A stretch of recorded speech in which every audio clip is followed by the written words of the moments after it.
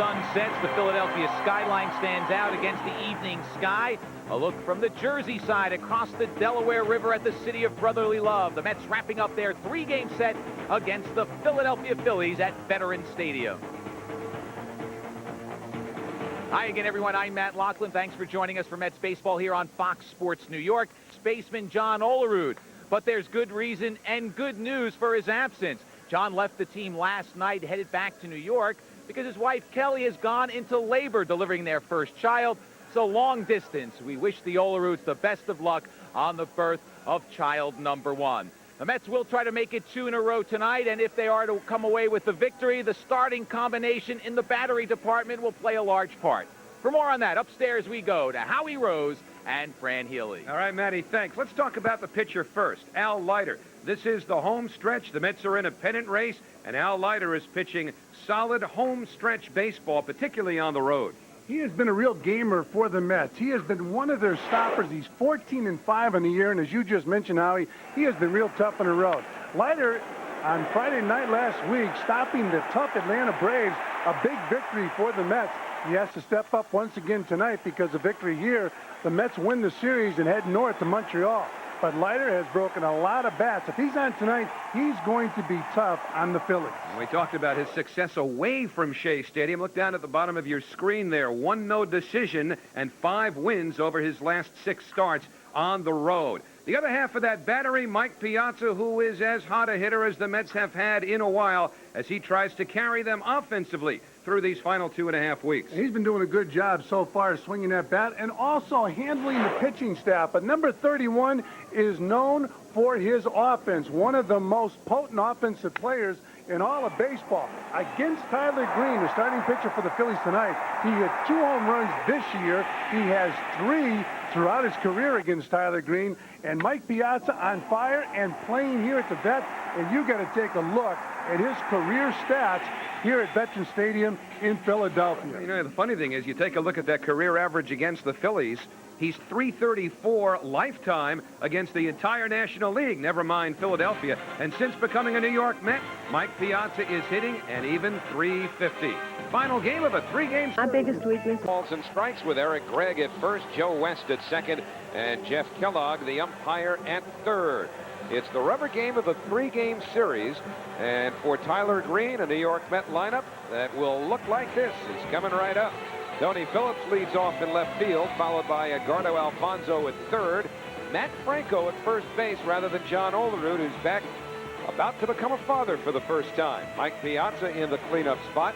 Brian McRae is in center field. Lenny Harris bats 6th in right.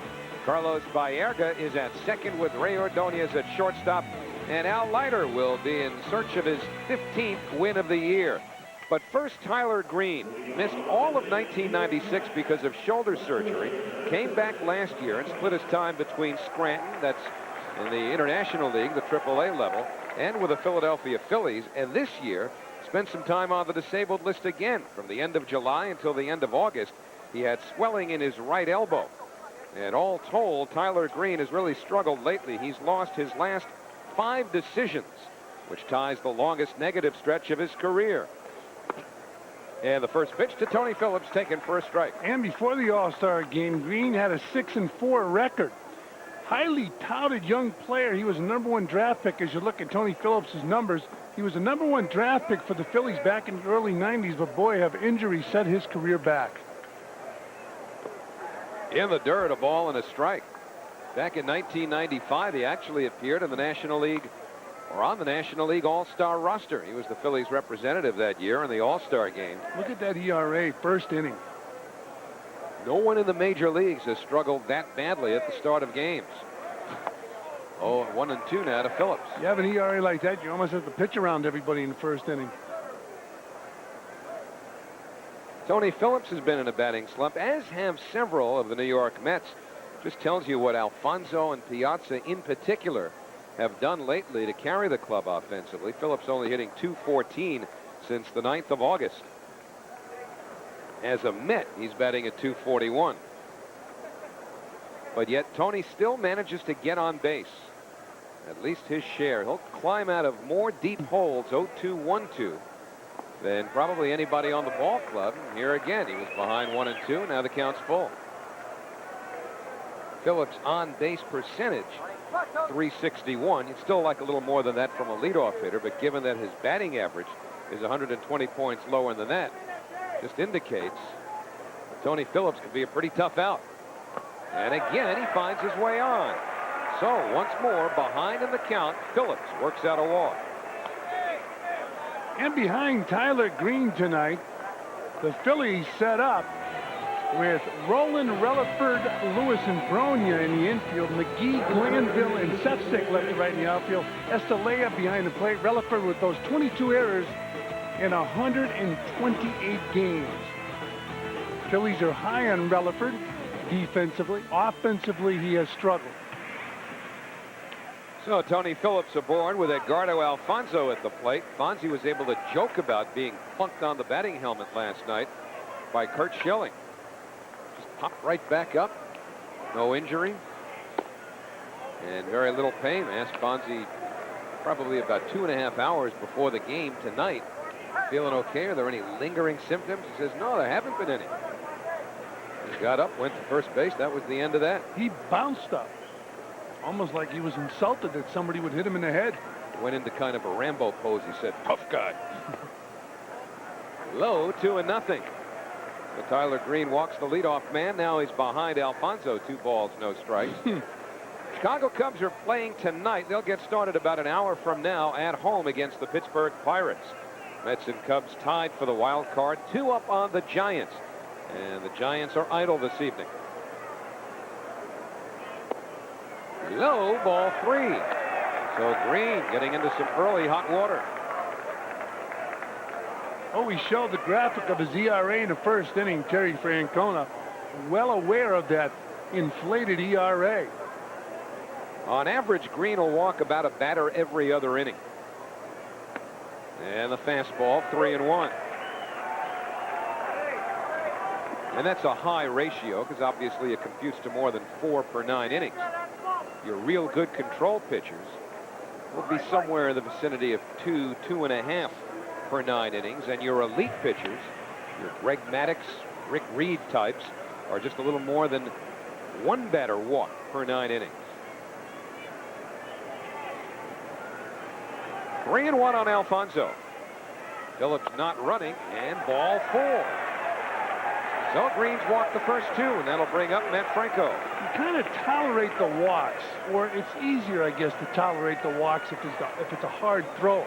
You mentioned Maddux, you mentioned Rick Reed, guys that they live on the corners and they throw you some strikes. Now last night, Curt Schilling's a hard thrower with good control. Tyler Green struggling here early in the game, walking the first 2 batters. Estalella, the catcher, out to talk to him.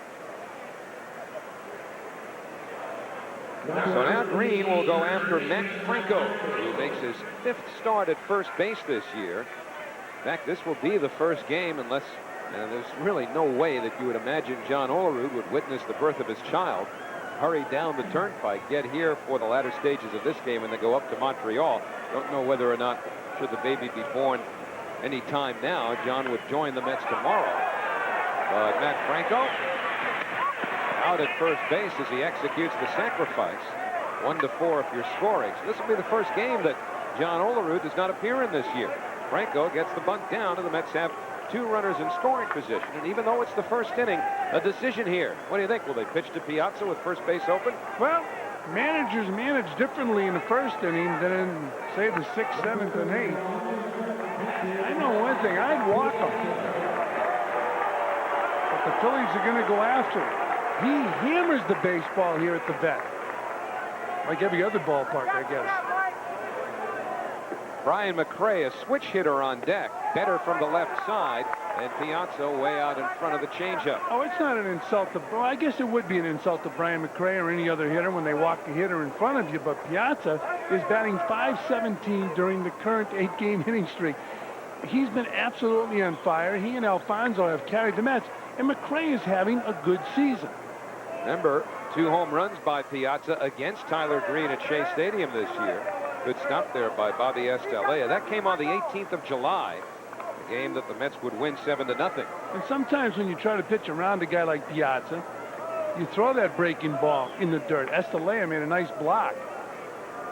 But you try to get too fine in pitching around a hitter, and you throw the ball away. Piazza is 6th in the National League with his .327 batting average. Larry Walker leading the league at .356. And the 1-1 hit deep to left field. You can forget it. 3-run homer for Mike Piazza. The Mets are leading by a score of 3-0. Well, his parents are here at the ballpark tonight, and I'm sure they said, should have walked him. Mike Piazza scorching that ball. So Mike Piazza has just hit the 100 RBI mark. It's his 30th home run of the year. The Mets jump on Tyler Green for a 3-0 first inning lead.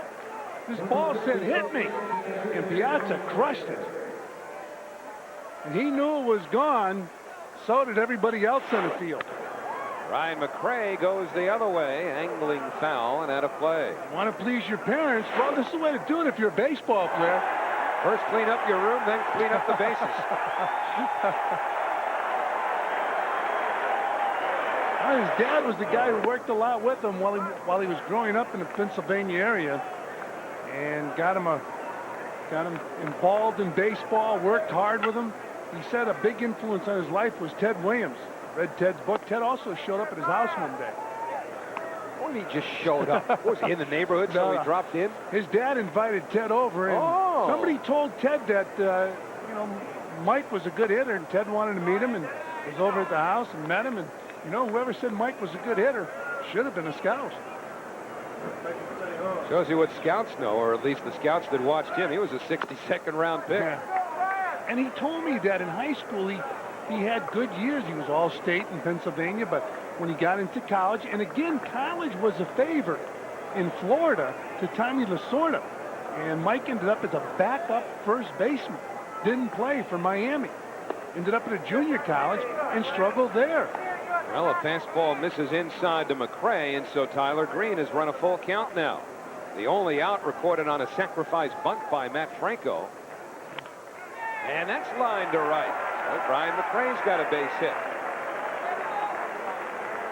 So with one out, McRae aboard. Lenny Harris will be next. You got to keep in mind, for Terry Francona to walk Piazza, he would clearly be going against the book. A right-hander, walking a right-hander to get to a switch hitter.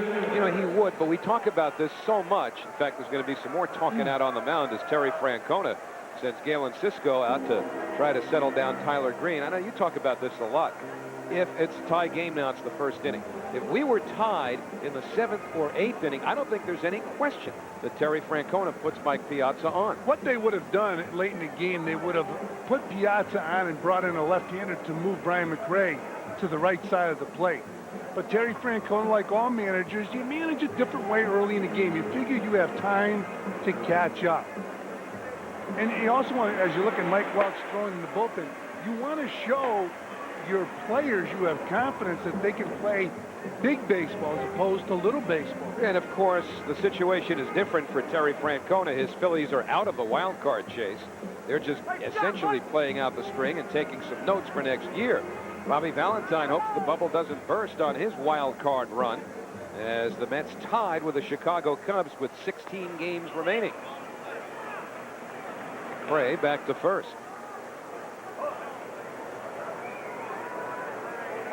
So those 5 home runs for Lenny Harris represent a career high, certainly in a more modest neighborhood than that of Mike Piazza and many others, but Lenny Harris has proven to be a pretty valuable addition to this New York Met club. Turned out to be a good trade for the Mets. He's not only productive on the field, you can tell when you're in that clubhouse that he is a leader in the clubhouse. Outside, 1-1. Mets will leave after the game for Montreal. 3 with the Expos and then 4 with the Houston Astros. Mets have set their pitching for the Montreal series. We'll have tomorrow night's game between Bobby Jones and Carl Pavano for you right here on Fox Sports New York. Don't like going to Montreal. They can surprise you. You think of those Montreal Expos as young players and they're getting rid of all their good players, but they have some good players in that club that can really come up and hammer you. If they don't get a new ballpark, you might not have to worry about it much longer. Runner goes. Harris gets jammed, loops it to left. McGee coming on, and McRae has to hustle back to first. McGee's throw not in time. Now there are 2 men away. I mean, you even look at this Philadelphia ball club. They have some talent that can do some damage. They did some damage the first night in. You got players at your corners, and they're hitting home runs and driving in 100 runs. Scott Rowland and Rico Bronya. That guy right there, he's on his way to becoming a superstar in the major leagues. He's one of 2 players in the Phillies' history to hit 20 home runs in his first 2 years in the big leagues. The other player being Richie Allen. Carlos Baerga has been slumping for the last month, only hitting $171 since the 14th of August. I'm sure he's playing with next year on his mind. He wants to stay in New York, and it's going to be a tough call for the Mets. Originally, Baerga's contract had 1 more year to run, but it was an option year. The Mets had to notify Baerga by a certain date after the end of the World Series last year. I believe it was mid-November, as to whether or not they would pick up the option for 1999, and they declined to do that, meaning that Baerga becomes a free agent after this season. Oh, I'm sure they would have picked up the option last year if the money was different than baseball today. It plays a major role in your decisions. It's not that the Mets necessarily don't want Baerga back. It's more uncomfortable paying him what the contract stipulated, which was, I believe, in the neighborhood of $4.5 million. Yeah, and I mean, it's an intelligent decision. I mean, you have to weigh that. You just can't say, okay, you know, we'll pick up that option. Those are some tough decisions for all ball clubs to make. Bobby Valentine talks Baerga up. Likes his defensive play at second base, which has proven to be better than advertised when he was in the American League. And, of course, we've talked ad infinitum about his influence on some of the younger Latin players and really on the clubhouse as a whole. And Bobby Valentine, you really never hear him talk his players down. Now, Steve Phillips has been working that horn pretty good. I saw him in the field. He was on the horn. Now he's in the press box on the horn. Is he talking trade? The only upset is that you're not on the other end of that phone. No, that's not an upset. That Steve Phillips could work it. He looked like the consummate general manager on the field. 90s general manager with portable phone in hand. He's done a good job. He has pulled that trigger many times this year making trades. Mets 3 in here in the first inning. 3-1 to Baerga. 2 men away. McRae running, and Baerga fouls it back. You know, we were talking about Bobby Valentine, how he talks up Carlos Baerga. You're hard-pressed to find Bobby Valentine talking down any players. And he's human like all managers. There's some players you think can play on your team, and there are other players, you know, you don't think can play, but he keeps it to himself. There's a difference between either not talking about a guy and talking him down and talking a player up. And Bobby goes out of his way to say good things about Baerga, and there's one of the reasons why. Baerga with a 2-out hit. McRae was running on the 3-2 pitch, so he motors into third, and the Mets have runners at the corners with 2 men out. So Tyler Green will have to face his 8th batter of the first inning, and Terry Francona perhaps running out of patience. He has Mike Welch throwing in the bullpen. Well, Tyler Green, we showed you a graphic with an ERA over 9 in his first inning of work this year. He's given up 3 runs in this inning. Look at that graphic. 9.39 first inning ERA in 1998, and that's gone up. It went up so fast we couldn't keep up with it, but we will. So Ray Ordonez, average now at 246, lays off a high one from Tyler Green. I mean, if I was Tyler Green's manager, you know what? I'd start somebody in the first inning and put him in the second inning. Work around the first inning. You sound like one of my old Mets expert callers. It's Fran from Holyoke. Bounce foul, 1-1. I used to enjoy listening to you on the air, Howie. You know, now I know why, because you were calling in with goofy suggestions like that. Driving away from the ballpark, Shea Stadium, how he'd be on the air as you look at Al Leiter. He'd be putting his boxing gloves on as we were walking out of the stadium. Take those calls, Howie. Gloves were all right. The trunk was an ugly picture. And Ordonez chops one, a fair ball. It's headed towards the corner. McRae scores. Baerga motoring around third. He's being waved home. Relaford's relay throw to the plate. Not in time. 2 runs score. Ordonez on second with a double. The Mets are leading 5-0. And the nightmarish first innings for Tyler Green and Terry Francona continue.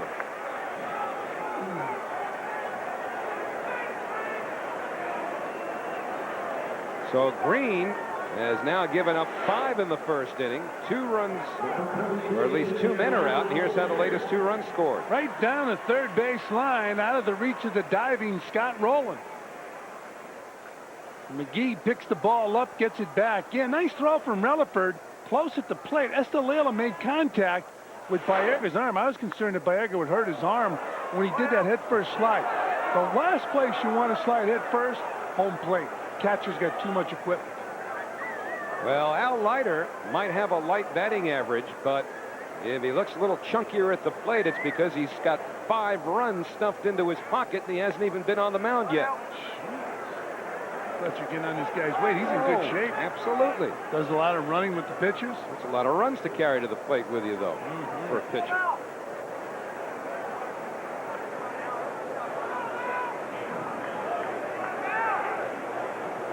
One and one to Leiter. Ordonez at second. And Green misses upstairs, and you get the feeling if Al Leiter finds his way aboard, Tyler Green's going to be in the showers. Well, if the Phillies were in the race, Tyler Green probably would be out of this ball game right now. This is the respect you give to an outstanding pitcher. You just leave him in the game and try to get his stuff. And this guy was supposed to be an outstanding pitcher, but we mentioned the injuries he has sustained throughout his career. Shoulder surgery, elbow soreness this year. That had him on the disabled list. And Ordonez with a 2-run double leading from second. 2-1 to Leiter. Upstairs. So Green very likely 1 pitch away from coming out of this ball game. Terry's working that gum a lot harder than he was about 5 batters ago. On the outside corner. So the count full now, and a sarcastic cheer from the Philly fans.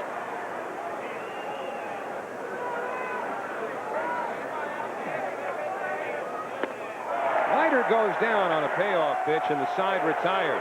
However, the Mets bat around against Tyler Green. 5 of them score. 3 on Al Leiter's good pal Mike Piazza's 30th home run of the year.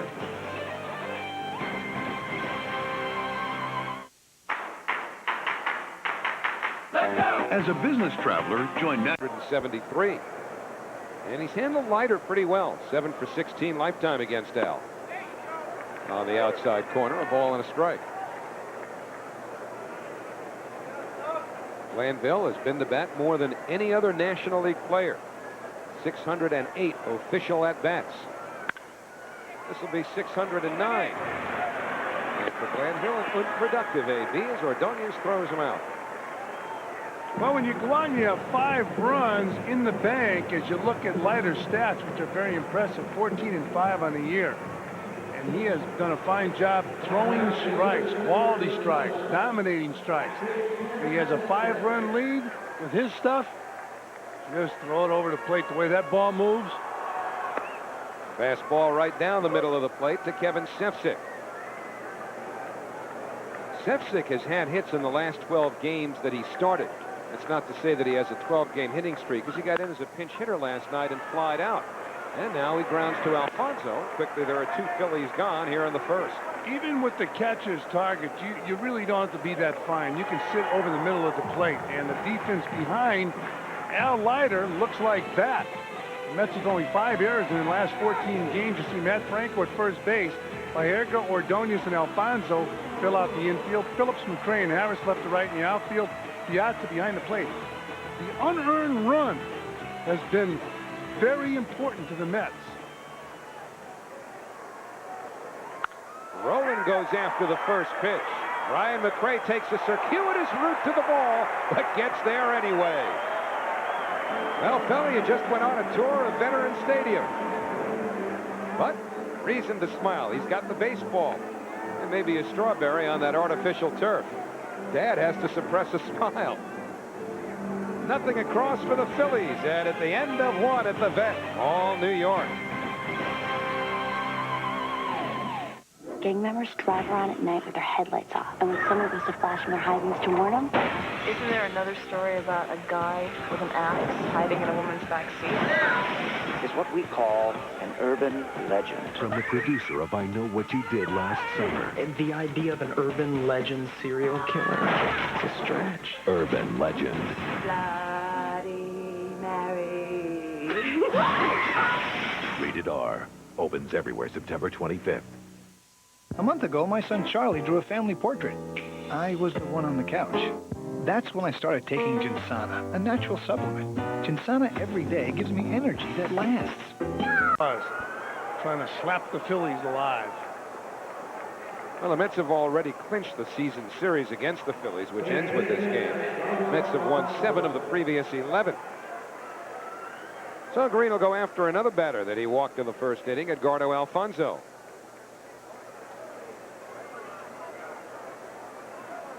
And he hits the ball deep to center field. It'll stay in the yard, though. Doug Glanville, a couple of steps from the warning track for the second out. So 2 out, nobody on, and Green will now face the homeboy, or at least he will after Matt Franco. If Franco should do something here in the second inning. Matt's from California, by the way, so any reference geographically to Matt Franco's residence, off by about 3,000 miles.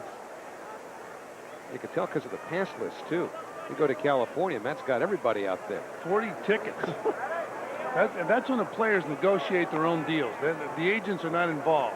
You go to your teammates and say, can I have your family and your guest passes, and I will give you mine in Philadelphia.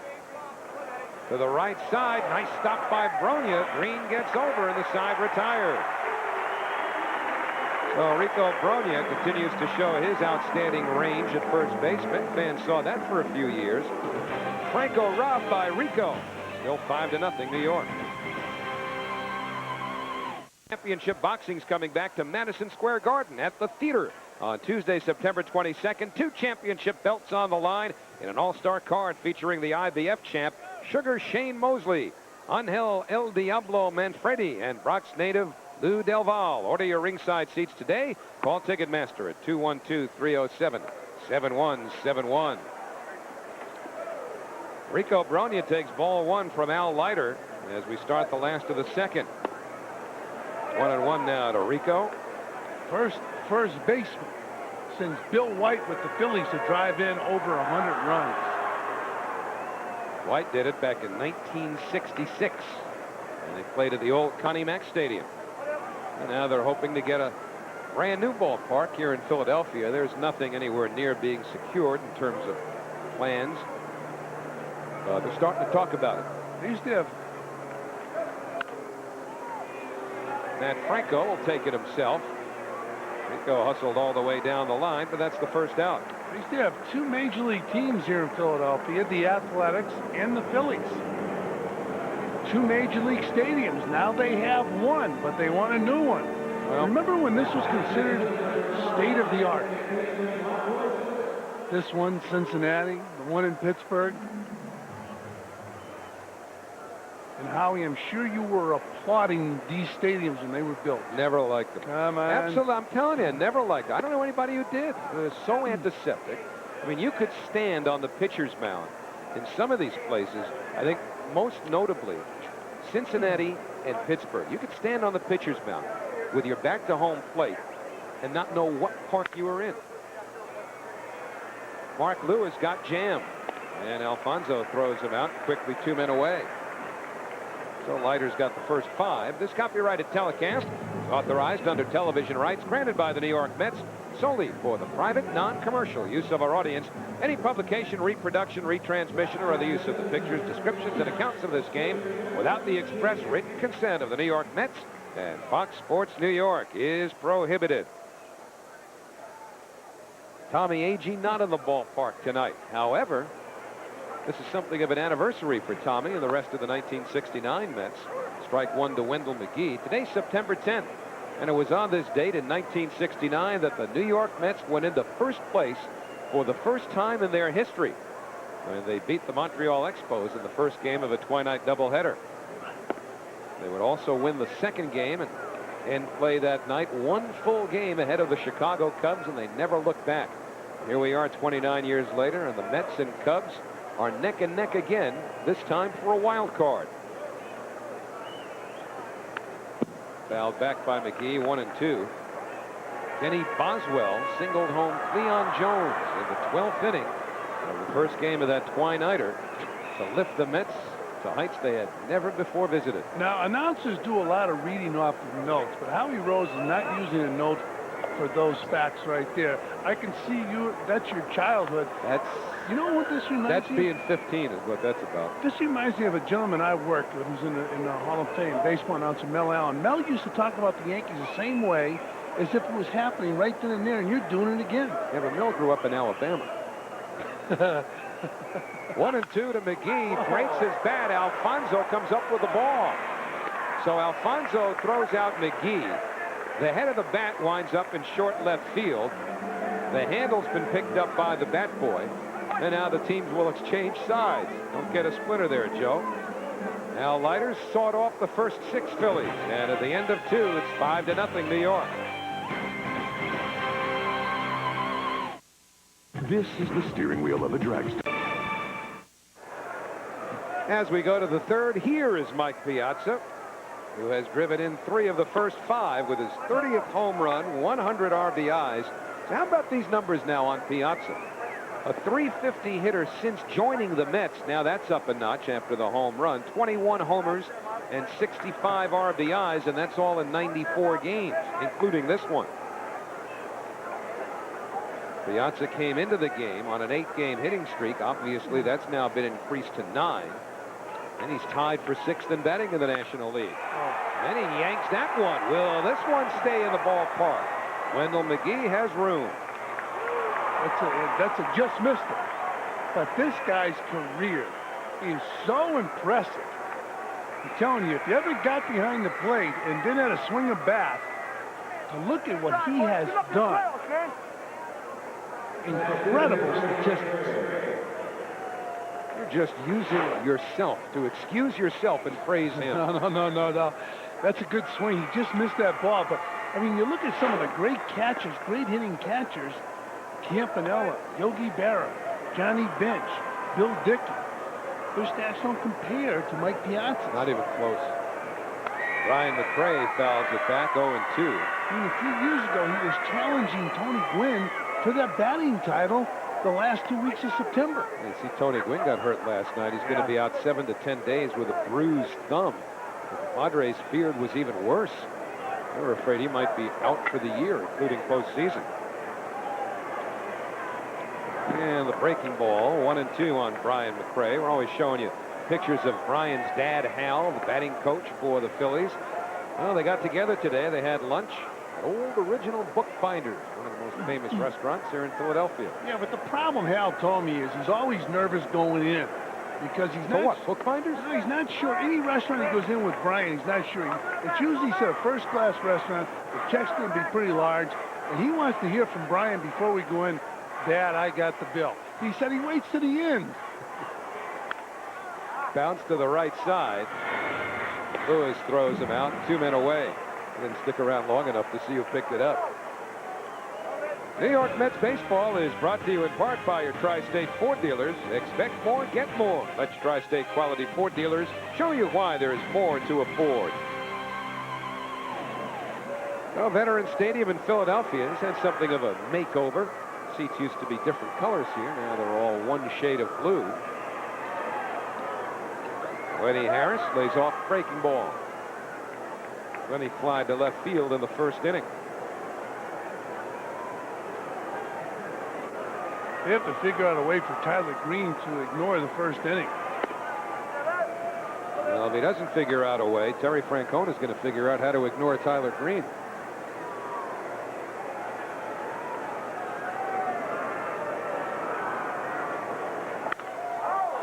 Hits it in the air to right field. Sefcik waves off Glanville, but Glanville says, wait a minute, pal, I'm the center fielder. And the side retired. So Tyler Green has retired 7 in a row. That's good news for him. The bad news is on your screen for the Phillies, of course. But he's their shortstop now. They traded Kevin Stocker to the Tampa Bay Devil Rays. That turned out to be a great trade because they got Bobby Abreu, who's not playing tonight. Abreu, a left-hand hitter, so they're sitting him against Leiter. But Abreu's been at or over the 300 mark all year. And they feel eventually Abreu will hit with more power. Relaford pulls it foul. 2 balls, 2 strikes now on the Phillies shortstop. Bobby Abreu also features an outstanding throwing arm from right field, but the Mets are going to see a very special throwing arm when they get up to Montreal. There's Abreu, who's good, but the guy the Mets are going to see this weekend, he's something special. Vladimir Guerrero. Relaford down on strikes. We're going to have that game tomorrow night right here on Fox Sports New York. And don't forget that name, Vladimir Guerrero. He's going to be a great one, just like this kid with the Phillies, Scott Rowland. Edgardo Alfonso with the Mets. And there it is right there. The Mets and the Expos tomorrow night, game time, Cannon game time at 6:30. Matt Loughlin will bring you all the information you need from the clubhouses. Nadia will even impress you by doing it in French. I got to see that. 1-0 on Tyler Green. So Leiter now behind the opposing pitcher 2-0. Al's retired the first 8 Phillies in order, the last 2 by strikeout. Leiter's second in the major leagues in earned run average, 2.39 coming in. Greg Maddux, who's started to balloon, at least for Maddux, is at 2.20. Something like this, Leiter behind the pitcher, 3-0. Most difficult pitch to throw for a strike, 3-0 on a pitcher. Right there. He gets it. You know you got to throw it over the plate because you're going to upset the manager and the pitching coach if you walk the pitcher. That Leiter just shook off Mike Piazza. Jammed him, pop foul. Continental Airlines ERA leaders, Leiter right there. He's been right there all year with Maddux. Kevin Brown, 2.42. Who's going to win the Cy Young Award in the National League? Could be Glavine. Could be Maddux. Might even be Kevin Brown. Brown had a perfect game through 6 innings today. Padres had a 3-0 lead, and the Dodgers came back to win 4-3. The payoff pitch to Green. Ron's foul, they'll do it again. That fastball was 91 miles an hour. Leiter was behind 3-0. And as Fran just mentioned, he'll get the fastball up into the low 90s. Took a little off that fastball on 3-0 to get it right down the middle of the plate. That checked in at about 85 or so. This one over 90, but it's pulled foul. That's a nice swing by Tyler Green.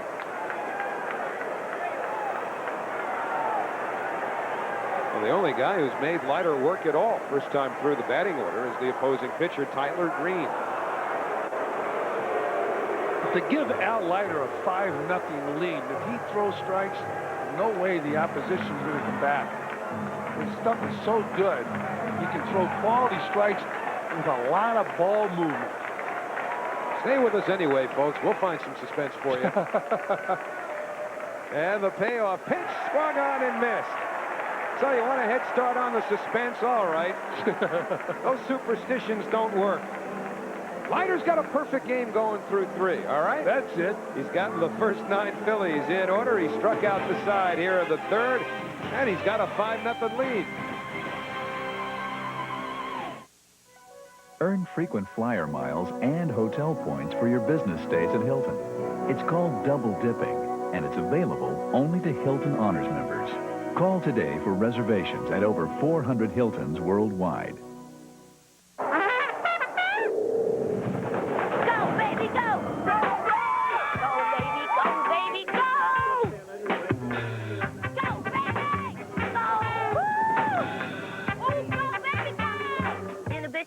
Leave him in the car. Go, baby, go.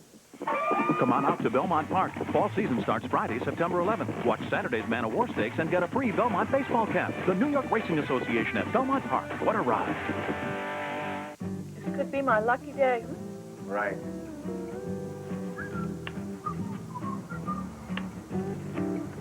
Scratchers. It's not whether you win or lose. It's how you play the game. Winner. $5, Walter. EA Sports presents Cyberberry, only on Madden NFL 99. EA Sports. It's in the game.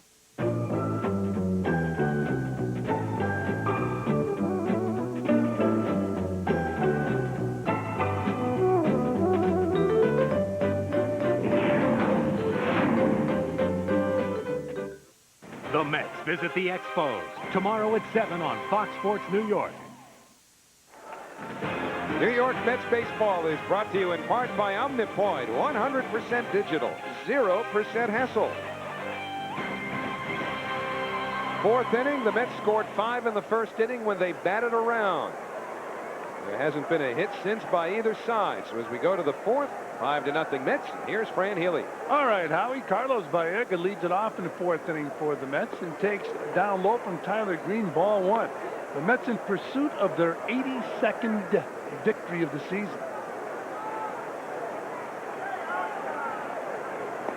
Baerga takes down low, 2 balls and no strikes.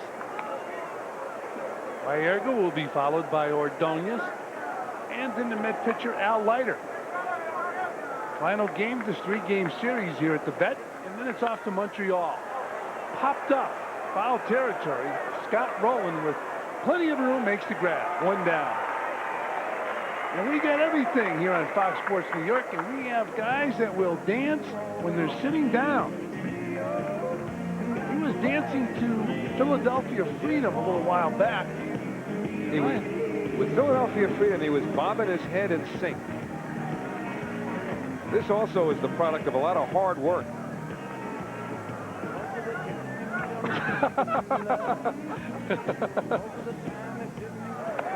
Can you see them in front of the mirror at home working this routine? That's what your daughter will do. It'll get you to embarrass yourself in front of a lot of people. Ray Ordonez doubled in his first at bat. He takes a strike, so it's 1-1 on Ordonez. Tyler Green, if you just tuned in, doesn't like the first inning. He gave up 5 runs. Ordonez bounces the ball foul. 1-2. Tyler Green's ERA in the first inning this year coming into tonight's action over 9. Well, for each home run hit by the Mets this season, Fox Sports New York makes a contribution to the Ronald McDonald House charities. In the first inning, Mike Piazza hit the 125th home run by the Mets this season, and their 15th over the last 9 games, including this one. He was right on the ball. Keep your eye on the ball, and you can hit it a long way. He just missed a second home run in his second at bat as Ordonez strikes out. 2 down here in the fourth. Piazza hit a line drive home run, and in his second at bat, he hit a ball just in front of the warning track, but it was a just missed you. So stay with us. If he faces Tyler Green again, you might see another home run. And don't forget, after Mets go to Montreal, they go to Houston, then back to Shea Stadium to open up a homestand. Seats still available for that homestand as Al Leiter steps in and hits a ground ball to second base. Scored 4-3, and that'll do it for the Mets here in the fourth. 3 up, 3 down after 3.5. It's all Mets, 5-zip. 82 wins, 79 losses. If the Mets win the game tonight, they get to the plateau of 82 as that young lady has eyes only for Mom.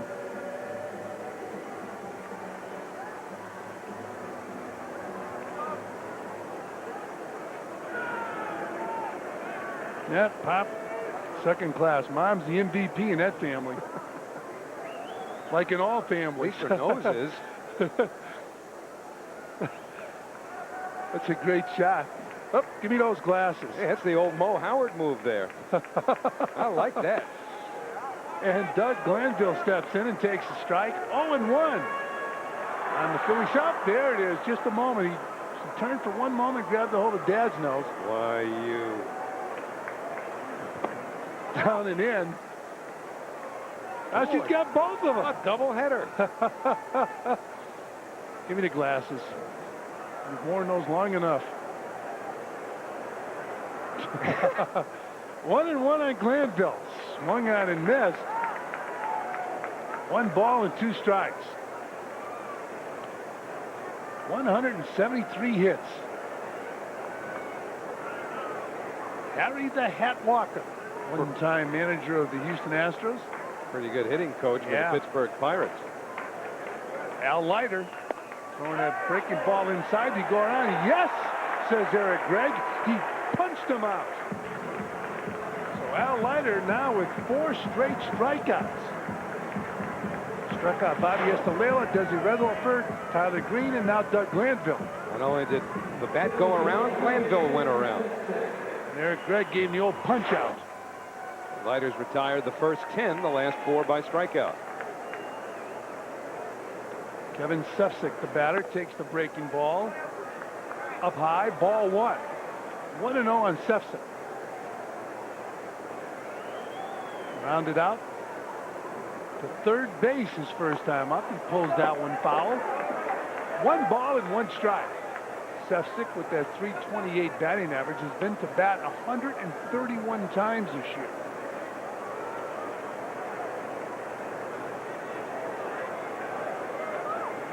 He's been swinging a hot bat lately for the Phils. Not there. 1 and 2 as he foul tips the ball into Mike Piazza's glove.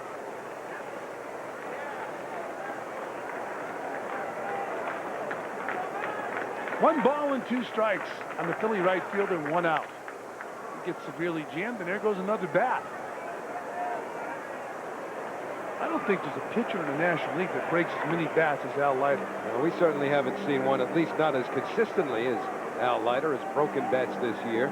It's always been Al's fort, too. You know, a lot of pitchers come up and have to learn to pitch inside or find the wherewithal or the intestinal fortitude to come inside. But Al's been doing that his entire career. Opponent's averages brought to you by Continental Airlines. Kerry Wood, 196. Maddox, then Leiter. Fastball outside off the plate. 2 balls and 2 strikes on Sefcik. Cubs are hoping to have Kerry Wood back in pitching.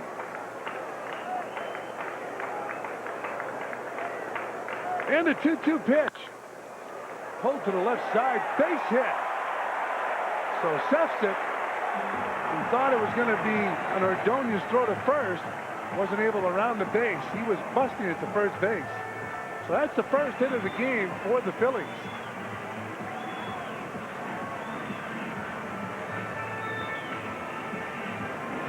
Well, Kevin Sefcik knew who he was dealing with here. Not only Al Leiter, but Ray Ordonez. He's respecting Ordonez's range by the way he's going down the line. Now, he doesn't even turn when he gets to first base. He just goes straight across it, and he's well past first base at the end of his stay in your picture there. He was just hoping to beat what he figured would be the inevitable Ordonez throw. And Scott Rowland is the batter. Just took a strike. It's 0-1 on the Philly third baseman. Would Rowland remind you a little bit of a younger Cal Ripken Jr. as Rowland pops the ball up? And it's into the crowd. 0-2 on Scott Rowland. Now this is Sefcik going down the line.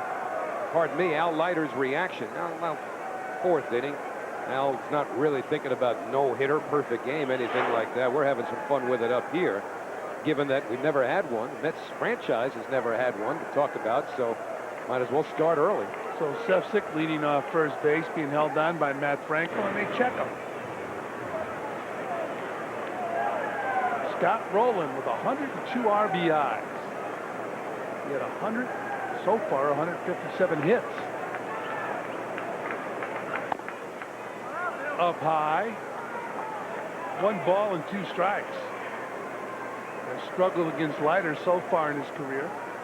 And Leiter with 6 base on balls has been somewhat of a struggle against Rowland. 5-0, the Mets on top of the field. Rowland hits a ground ball to third. Go to second for 1, back to first. Not in time. So they get the force at second base, but Rowland busting it out of the box. Beat the throw to first. Good old-fashioned baseball all around, too. Look how hard Kevin Sefcik goes in here, but Baerga's able to get the throw off. Only Roland, Fran said, chugging hard down the line, beat it by a half a step. But the objective here for Roland is to just beat the inevitable throw. He did that. Everybody else did their jobs well. Sefcik going in hard on Baerga, and Carlos hanging in to make a good throw. Batter now, Rico Bronya. Bronya grounded out his first time up, and he takes a strike.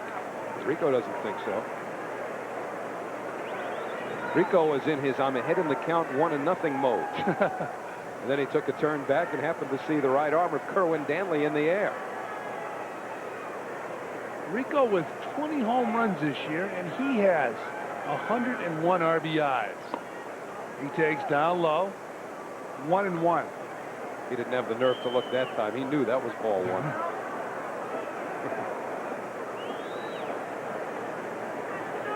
4 for 21 in September with those 2 home runs.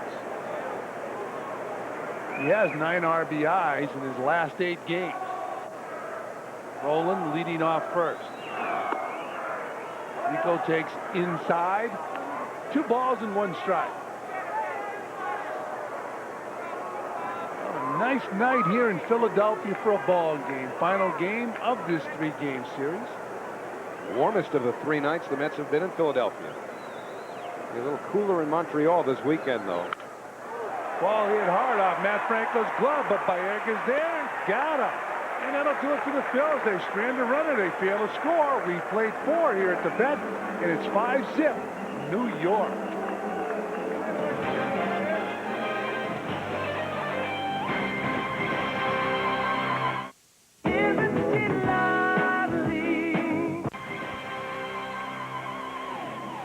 No crack in the Mets' armor tonight. They have a 5-0 lead as we go to the top of the 5th inning. Tony Phillips steps in and takes down low ball 1 from Tyler Green.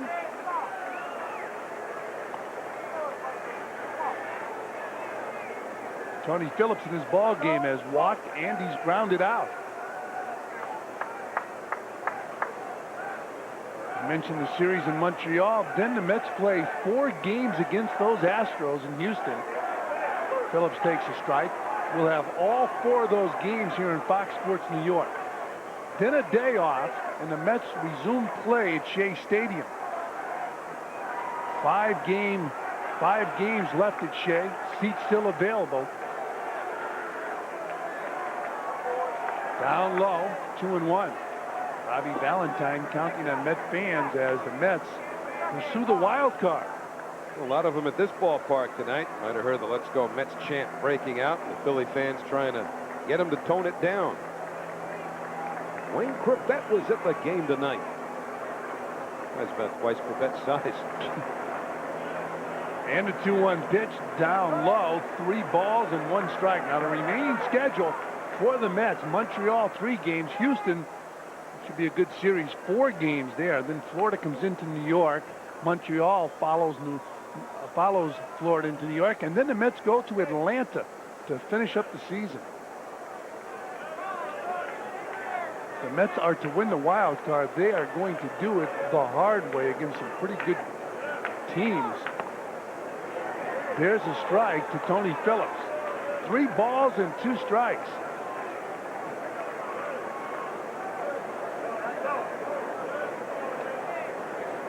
Tyler Green, about 6'5". #1 draft pick for the Phillies in the early 90s. There's a line drive. He knocks it down. So he takes a base hit away from Tony Phillips with quick hands. 1 down. Well, Tony's got a little something to grumble about, because when you hit one that well right up the middle, you have reason to expect that your batting average is going to go up. But Tyler Green provides a little goaltending here. Incoming, and he's right on top of it and has plenty of time to throw out Tony Phillips. So with 1 man out here in the top of the 5th, Edgardo Alfonso steps in and takes down low ball 1.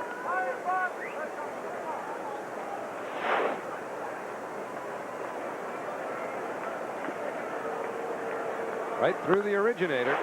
It only took 2 steps for Tony to realize it wasn't going to be as productive as he'd imagined when it left his bat.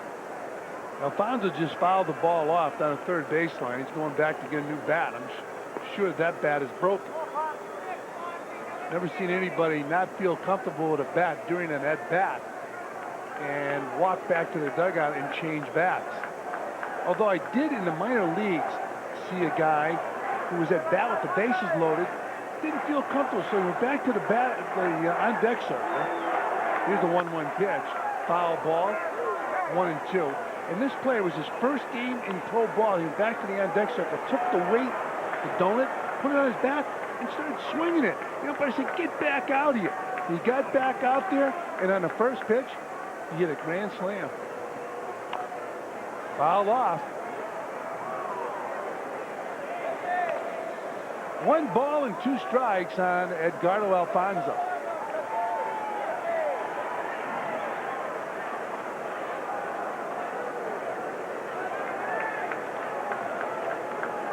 Well, the Rangers will be skating shortly. Right now, Alfonso will be skating back to the dugout, taking strike 3, 2 outs. Those Rangers and the Islanders and the Devils, and our expert hockey man, Howie Rose, says they're all going to be improved. Tyler Green getting Edgardo Alfonso here. Be an improvement if the Islanders can figure out where they're going to play now. That's another story that I'm sure you'll hear more about later tonight and tomorrow. As Matt Franco hits a line drive right at Desi Relaford, he knows where he's playing. He played Franco perfectly. So the Mets go down 1-2-3 here in the 5th. Fail to score. We played 4.5 at the bat, and it's 5-zip New York. No matter how high the thermometer climbs or how Base hit. On his way to second. Throw coming in from Glanville. Piazza's got a double. So another ball scorched by Mike Piazza. And he makes mom and dad very happy. When scouts look at hitters, they look to see how the ball comes off their bat. The ball just explodes off Piazza's bat. He went down and hammered that ball into the gap in left center field. Ball jumped off his bat like it jumps off McGuire's bat. Head down, going down, and getting ahead of the bat out there. So Piazza in scoring position, nobody out. Brian McRae singled and scored in the first, grounded out in the third. And a strike, 0-1 as Grace gets the fastball over.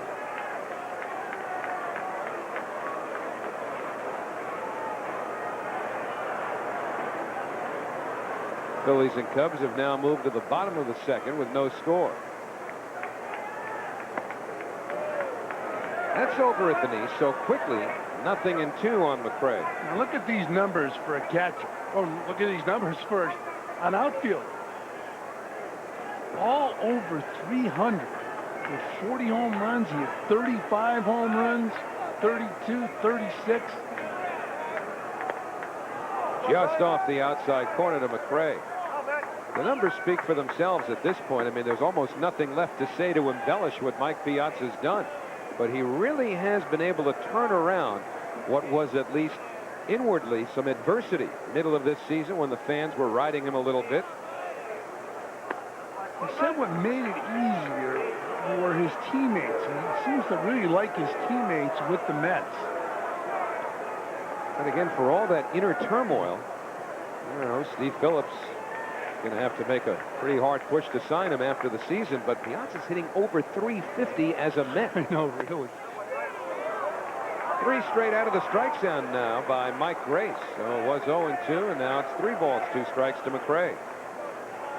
But Mike Piazza, 3-run homer in the first inning and a leadoff double here in the 6th.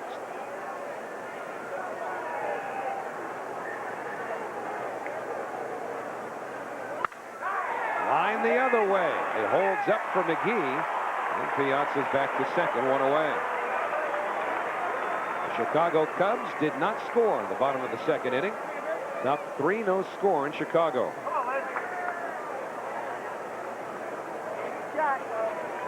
So with 1 out, Lenny Harris coming up. Here's Dallas Green. And the Pope, Paul Owens. Yeah.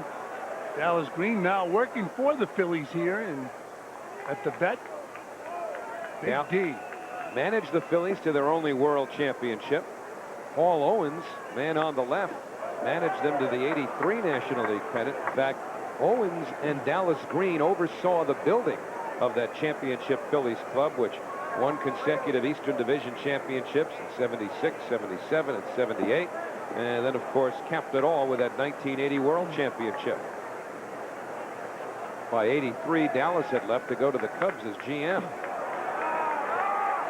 Lewis can't reach it. Piazza comes around third.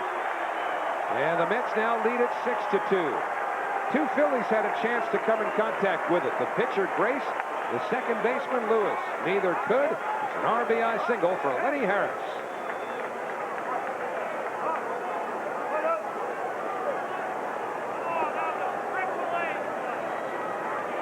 Well, Lenny Harris hit his ball towards the end of the bat. Well, he got it on that AstroTurf, just under the glove of Lewis, and Piazza scored easily.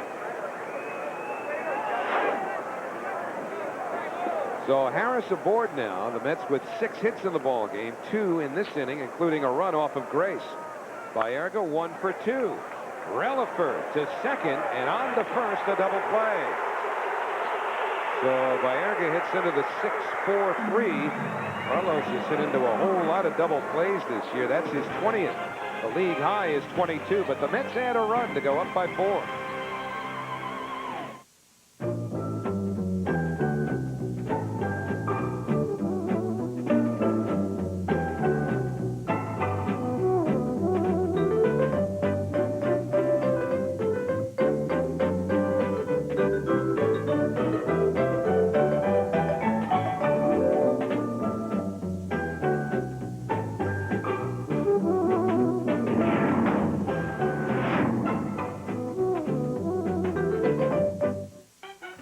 No matter how high the thermometer climbs or how sticky the humidity gets, nothing will be hotter this summer than the deals you'll get during Jeep Summer Days. Like a zero-down $279 a month Cherokee lease with only $774 due at signing. With all this, including air conditioning at no extra charge. Or get a great price on Jeep Wrangler. But you'd better hurry in because deals this incredibly hot are bound to cool down fast. Check out this $279 lease at your dealer. Hey, Mets fans, Pepsi invites you to show up at Shea on Fridays for free admission to the Pepsi picnic area. The first 600 fans with a Pepsi can or bottle will be admitted to the Pepsi picnic area at Shea Stadium for free. Have a great night with your friends and family and enjoy the game from the left field bleachers. The Friday night action continues on September 18th as the Mets take on the Florida Marlins. So bring a Pepsi and show up at Shea for free.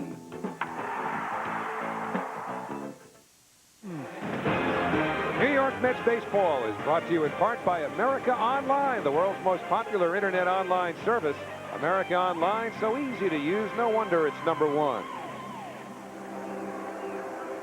Last of the 6th inning here at the Vet. 6-2 Mets. They got 5 in the first. Leiter gave up a 2-run homer to Desi Relaford in the 5th, but the Mets got one of those runs right back. So Leiter looking for his 15th win of the year against only 5 losses. Will go back to work against the top of the Philadelphia batting order. Glanville is grounded out, struck out. Now he lines one foul, 0-1. Al Leiter against the Phillies this year, 3-2. At least that's his career record against the Phillies, 3-2. He's 2-1 against them this season. Remember, Al missed some time, about 3 weeks in all after getting hurt in the first game of the Yankee series, or else he'd have a real good chance for a 20-win season. Popped up and foul, 0-2.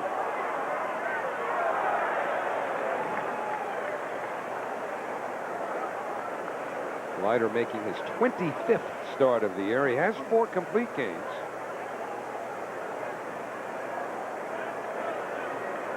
His 4 complete games lead the stat. Missed away. 2 balls, 2 strikes on Glanville. Mentioned that Leiter is 5-0 with a no decision his last 6 starts on the road. Dwight Gooden was the last Met to win 6 straight decisions away from home. That's strike 3 as soon as they either complete the play at first or tag. Piazza will do it the easy way. 7 strikeouts now for Leiter. Gooden won those 6 in a row on the road in 1988.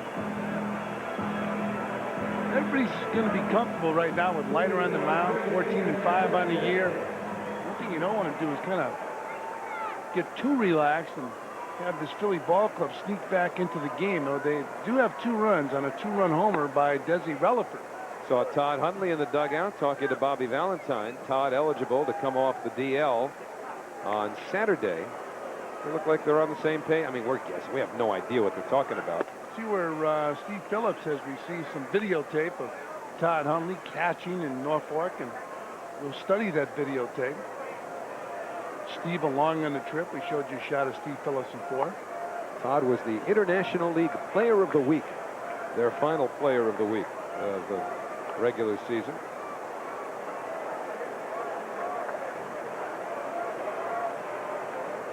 Todd feels a whole lot better about things after having gotten behind the plate.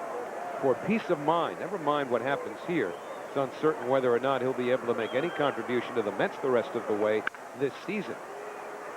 Sefcik grounds directly to Ordonez. And there are 2 outs here in the Philly 6th. You know that MSG is the football network. Well, tonight at 11, get the full scoop on Big Blue with Giants Today, and then check the latest entry from Heineken Jets Journal with an inside look at Bill Parcells and Gang Green tomorrow at 11:30. 2 exciting teams all in one place. MSG, the football network.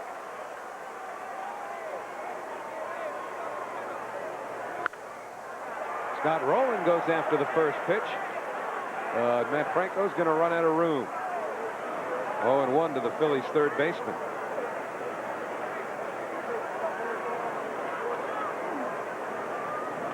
Roland and Rico Brogna were talking last night about one of the reasons, aside from those we discussed earlier in this series, why this is such a good hitter's ballpark. And here's something I hadn't heard before. They were talking about the lights. You kind of take for granted at the major league level that all lighting is made equal. But Rico said that when he was playing in New York and would come here as a visitor, never really noticed it. But as he got accustomed to playing here on a regular basis, and then Roland agreed with what Rico was saying, he said there's just a certain tint to this lighting that gives you a somewhat better look at the ball. He talked about being able to see the stitches a little bit better. Well, again, you get to the background also. Besides the lights, you got a good background in center field. Also, you know, if you hit that ball with some authority, it's going to jump over the wall. Well, they agreed with the stuff we talked about, the background and the fact that the ball just carries well here. But they both feel that the lighting is a tad above the norm in the National League. Hitters talk about, you know, someone who never advanced past Little League or high school summer leagues, to hear guys talking about being able to read the rotation and see the stitches on a ball coming 90+ miles per hour is almost unfathomable. Roland draws the 2-out walk. But there are some, yeah, those are good lights right there. There are some ballparks players are more comfortable in because of the things we talked about, the background and the way the ball carries, and also the lighting. You want to talk about a drastic change in the old days going from the minor leagues to the major league lighting. Want to face Nolan Ryan in Williamsport, Pennsylvania in 1966? Go ahead. Rico Brogna never had the chance. He wasn't born yet. Roland on first. And that's fouled off Rico's foot. Rico, for the record, now 28 years of age. Nolan Ryan, he's about 48 years of age, huh? Maybe a little more by now. Yeah. I guess he could still throw. Now, he's got to tell you what, Nolan's got to be about 53 or so. No, not that old. I would say Nolan would be about 50 or 51 at the most. Okay. Next year's his Hall of Fame eligibility year? Yep. He's in. A liner grab by Franco. Put a circle around that one. Matt Franco, helped by the fact that he has that glove on the left hand, able to snag the liner from Brogna. So no runs, no hits. There was a walk. Remember, Rico robbed Franco earlier. Jim Rome on the RBI record. That record is going to be broken like never. Rome on Jerry Reinsdorf. Try not to force the world's greatest basketball player into retirement. The last word. All of his damage in the first inning when the Mets scored 5 runs.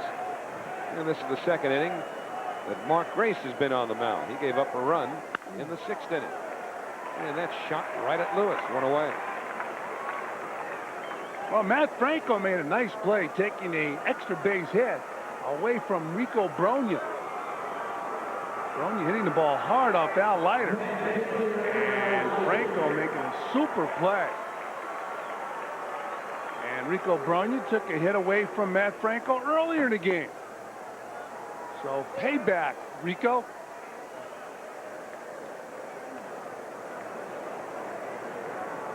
So Al Leiter, the batter now. He struck out and grounded out. And the fastball missed. 1 ball, 1 strike. And if you just tuned in and you're wondering why John Olerud is not at first base, he's back in New York. They are waiting the arrival, he and his wife are waiting the arrival of their first child.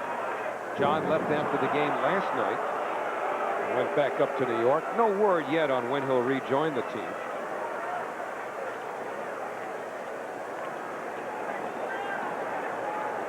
One and 2 on Leiter. And Grace's delivery rides high.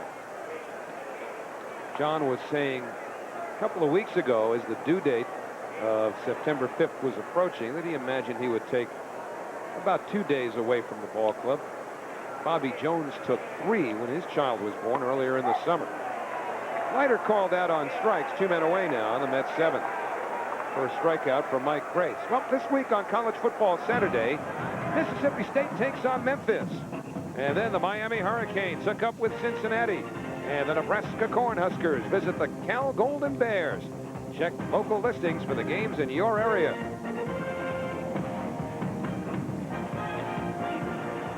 Two out, nobody on. Tony Phillips, the batter, 0 for 2 with a walk. He did score on Piazza's home run in the first.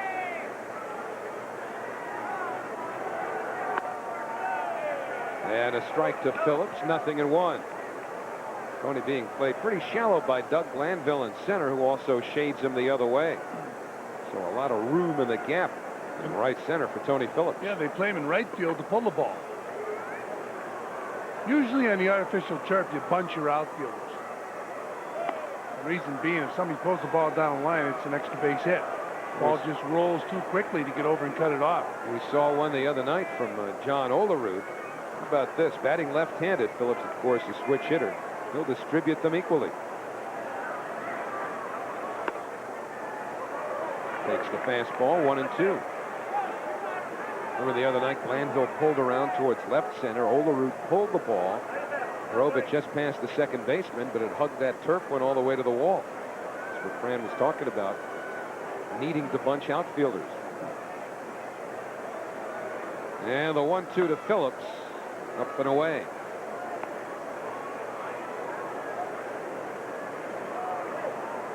Pirates and Cubs, no score, bottom 3 at Wrigley Field. See the defense right there. You have to have good range as an infielder and an outfielder, especially on the artificial turf. You'll never believe this, but Tony Phillips has worked a full count. Boy, it's uncanny how many times he does it. Never mind whether he's behind in the count at the beginning or not. He, Alfonso, and Olerud consistently run deep counts. And Phillips now fouling them off.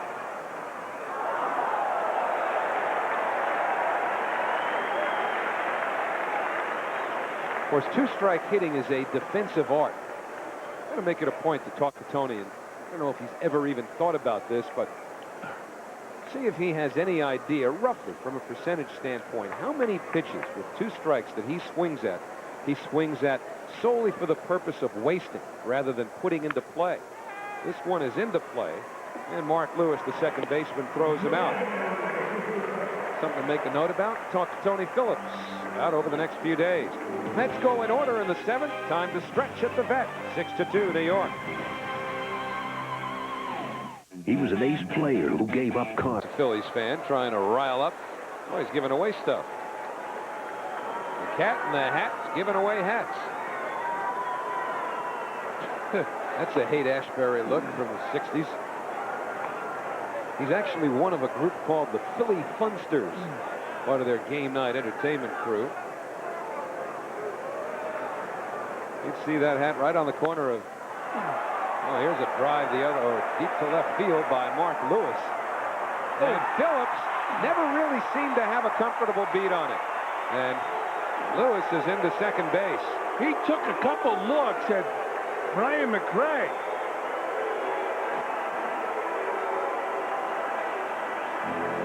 It looked to me like he expected Brian McRae to make the catch. Ball hit right off the end of the glove, and he's not happy. See the way he looked at McRae? He wanted to step back and say, center fielder, take it.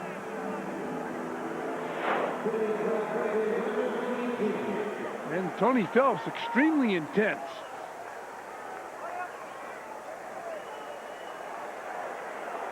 So it scored E7. But you could see Tony Phillips looking for Brian McRae to catch that ball. Wendell McGee takes inside from Al Leiter. So that error charged by Bob Kinney, our scorer of the game, brought to you by NAM, National Arbitration and Mediation, the most timely, cost-effective way to settle your legal disputes. A strike to McGee, 1-1. The other day at Shea Stadium, we saw Lenny Harris run down a ball a long way. Wasn't able to come up with it. And it looked like Brian McRae should have taken charge. The center fielder is the captain out there. So anything he can get, he should catch.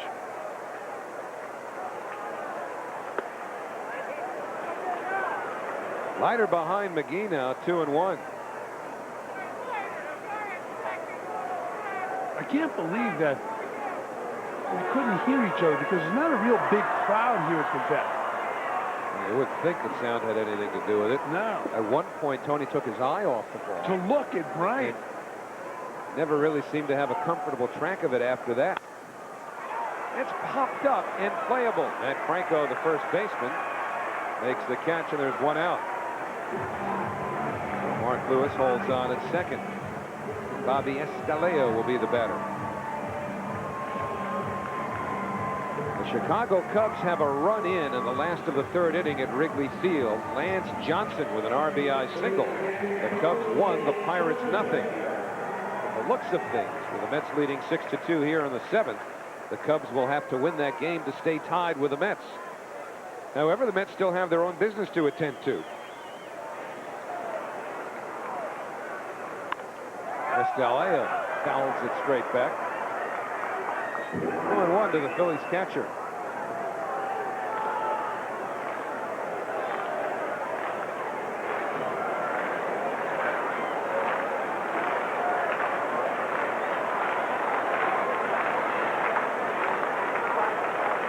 Escaleo, Pembroke Pines, Florida.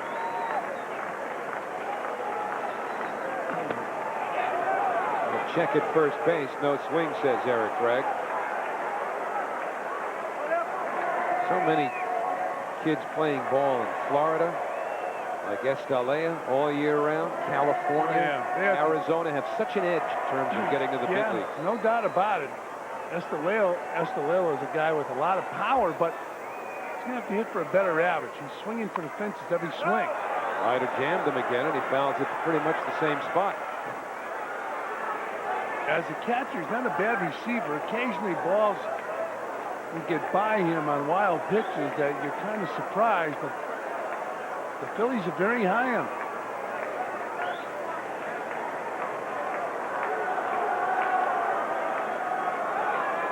The regular catcher this year, Mike Lieberthal, has been out for over a month now with a pelvic injury, and they don't expect him to play anymore this season. 2-2. The Phillies really like Lieberthal. He was a #1 draft pick a few years back. He came on the second half of last year with his bat. They also have Mark Parent, but he's out with a shoulder injury. So Bobby Escaleo getting a good long look down the stretch. They'll make up their mind one way or the other about him the rest of this month. And now Leiter is behind 3 balls, 2 strikes. Mets with a 4-run lead. Leiter has allowed only 2 hits. The runner at second, Mark Lewis, reached to open this inning on an error by the left fielder Tony Phillips. It'll be a payoff pitch. rip foul past John Vukovic, the third base coach.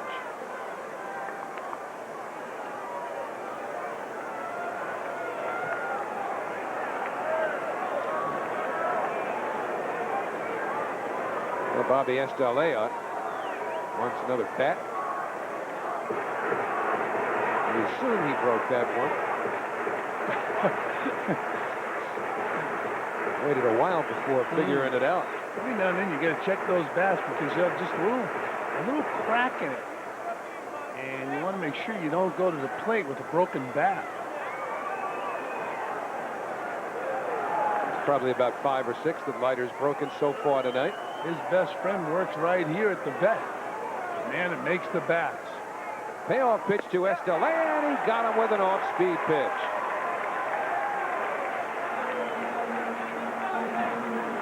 Eight strikeouts now for Leiter. It was a tough at bat for Estalella, and finally Leiter throws him a nasty pitch and strikes him out. Looked like that Carlton-type slider that Al Leiter throws.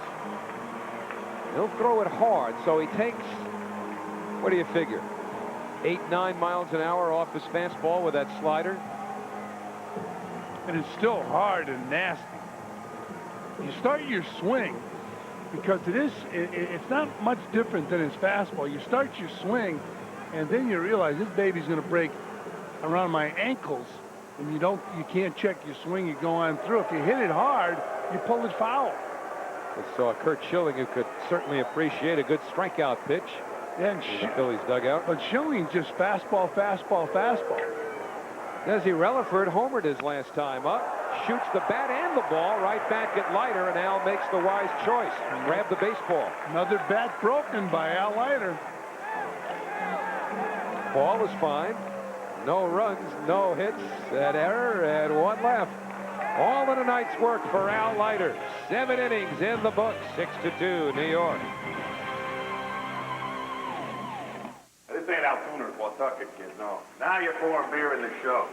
Not just any beer, either. We're talking big leagues, kid. We're talking Coors Light.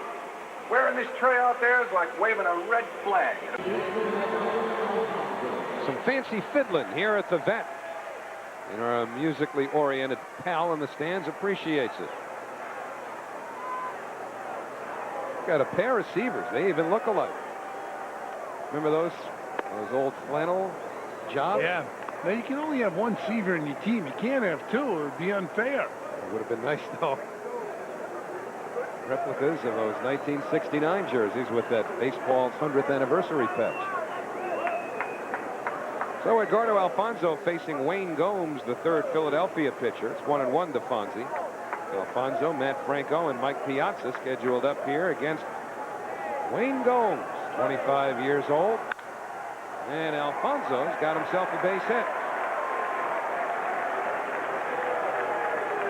So Alfonso greets Gomes with a single up the middle.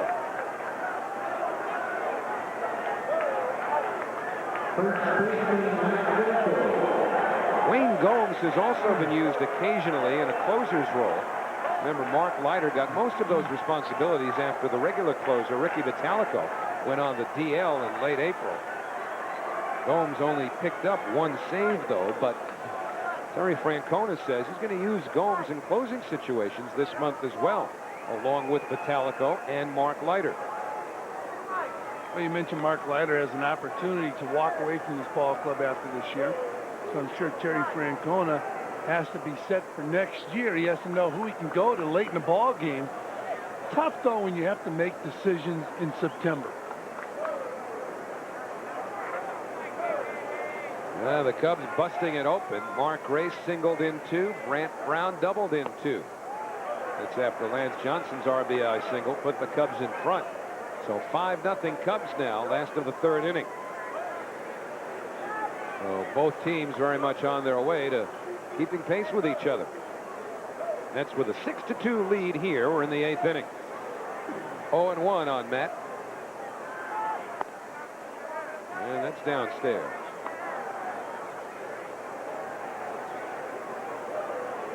Mets made a player move tonight. They had to place Brad Klontz on the disabled list. He has bone chips, bone spurs in his right elbow. And Josias Manzanillo, who has pitched with the New York Mets going back to the 1993 season, is back with a ball club. Alfonso running, and he's in there without a throw. Estalella realized he didn't have a shot at Alfonso going to second base and wisely held on to the ball. 8th stolen base of the year for Alfonso.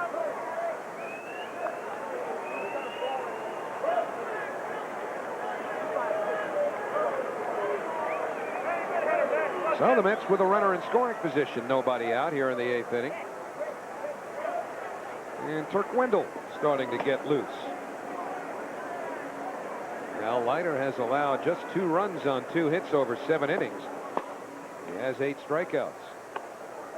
Inside to Franco. And now it's 3 balls, 1 strike.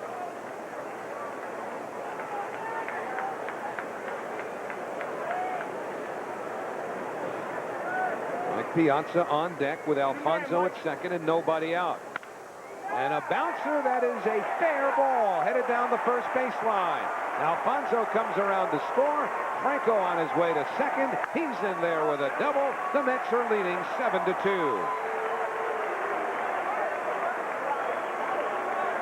So Wayne Gomes gives up a single and stolen base to Alfonso. He comes around to score on Matt Franco's 6th double of the year. And Franco's first hit of the ball game. And it's a good one right down the first baseline. Just fair, right over the bag. Eric Gregg says fair ball. And Franco's on second base driving in a run. And once again, Piazza up with the runner in scoring position, and the on-deck batter, Brian McCray. So Piazza 2 out of 3 in the ball game. Here's one of them. It's the Dodge drive of the game, and it came in the first inning. It was a home run off Tyler Green, a 3-run home run. Our Dodge drive of the game. The ball jumped off his bat and jumped over the wall in left field. A chopper the other way. Ronya had to wait to play the hop. On to third goes Franco. So Piazza now 2 for 4 on the night. Franco 90 feet away. Brian McCray will be the batter. You could expect the Phillies to move their infield in now.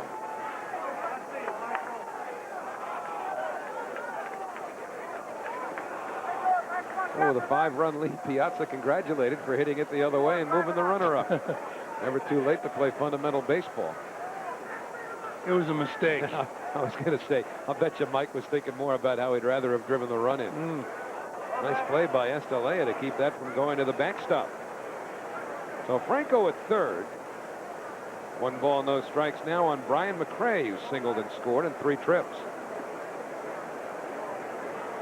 Another solid performance by Al Leiter. He and the man in your picture along with him, Rick Reed, certainly the 2 aces of the staff over the long haul of this season. Well, Armando Reynoso's been pitching. Got to factor him in there as well, at least when you talk about the quality of that starting rotation. Reynoso winning last night, now 7-1. 3-0 to McCray with the infield up and a runner at third. And the way Wendell's throwing, it may very well be that Al Leiter is done for the night.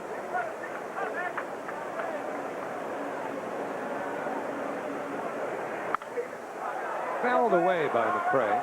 3-1. So the Mets and the Cubs each ahead by 5. The Giants do not play tonight.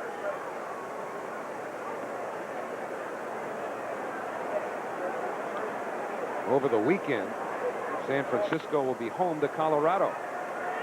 Lewis looks Franco back. McCray out at first, 2 men away. Chicago Cubs will be home to Milwaukee over the weekend while the Mets are in Montreal. So now 2 out. Franco still at third, and Lenny Harris the batter. Lenny singled in a run back in the 6th inning.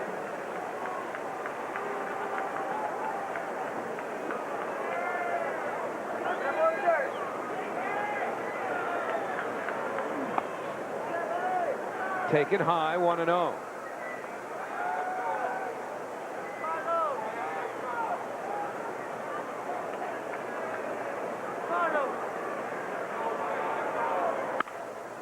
To the right side, Mark Lewis plays the big hop, and the Mets are done in the 8th.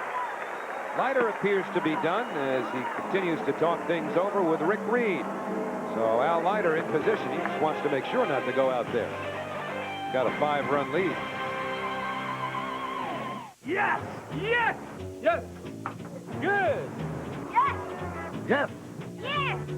Yes! Yes! And it counts! It's good! Yes! Yes! Yes! Yes! Yes! Yes. Yes! Yes.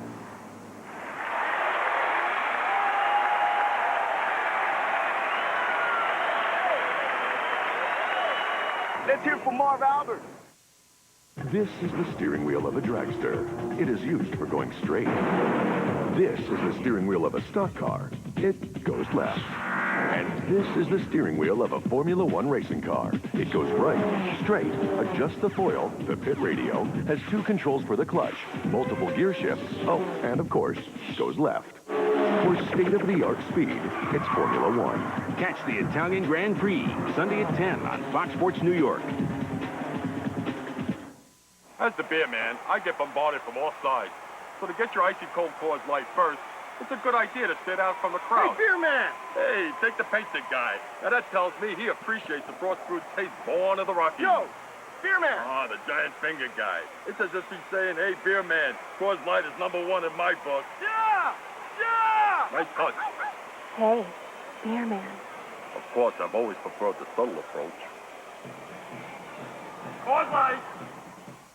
The Mets visit the Expos tomorrow at 7 on Fox Sports New York.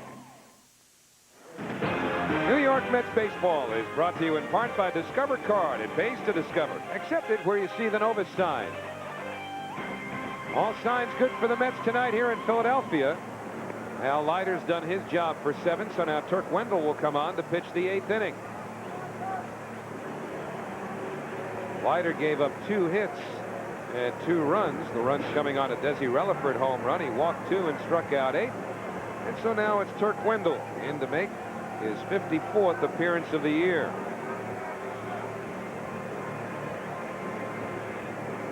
Phillies will have a pinch hitter, Marlon Anderson. Boy, that's an awfully young child to be at a ball game at night. Well, most days are like night when they're that young, right? First thing is sleep. The other thing is the bottle, and there's not much in between. Marlon Anderson, in the infancy of his big league career, made quite a debut the other night, though, with a home run in his first plate appearance. He's batting for Wayne Gomes.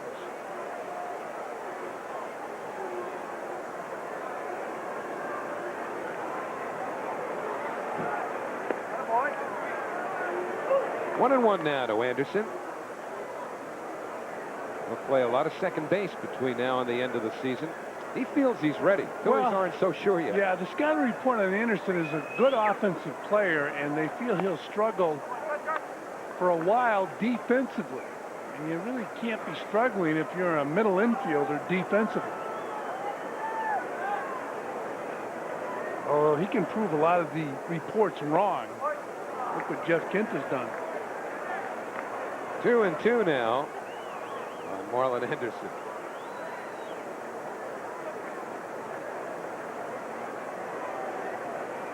Armando Reynoso doing the charting after doing the dealing last night.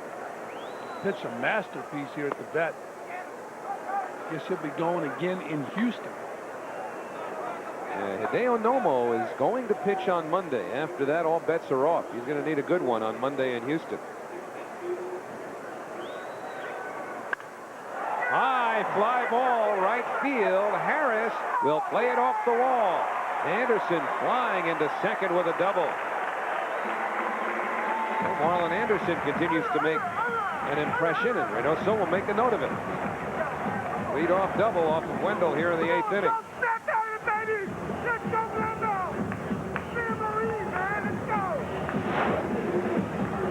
So Anderson just flipping the head of the bat out there, and he hits his ball hard over Harris's head right field. Nice swing. Harris knew he could not make the play except for off the wall. So Lenny Harris makes the play off the wall, gets the ball back in, and Anderson on second base with the double. Doug Glanville takes a strike from Wendell, 0-1. Glanville's been held hitless tonight. Leiter struck him out twice, 2 of the 8 fanned by Leiter.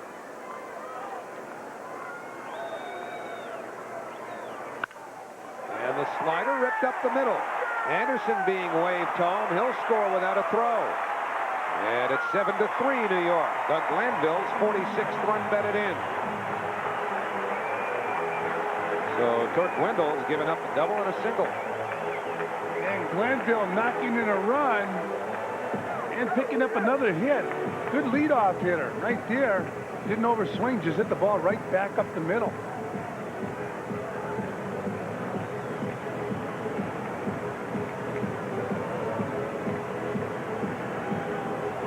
So Wendell and Piazza talking about how to deal with Kevin Sefcik, who's coming up next, and Dennis Cook is up in a hurry.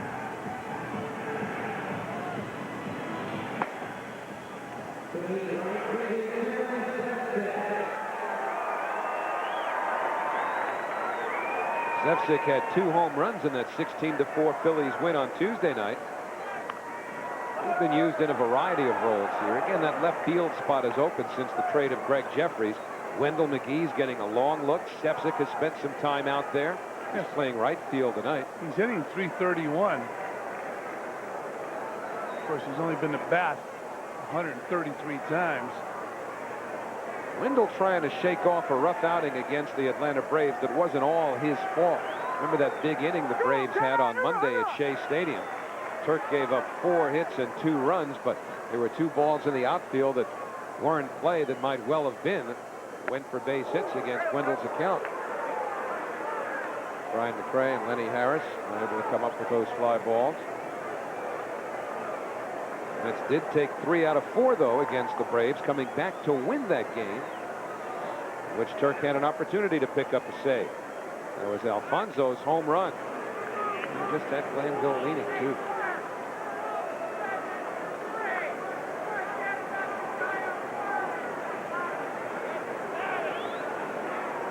Let's play Sefcik straight up.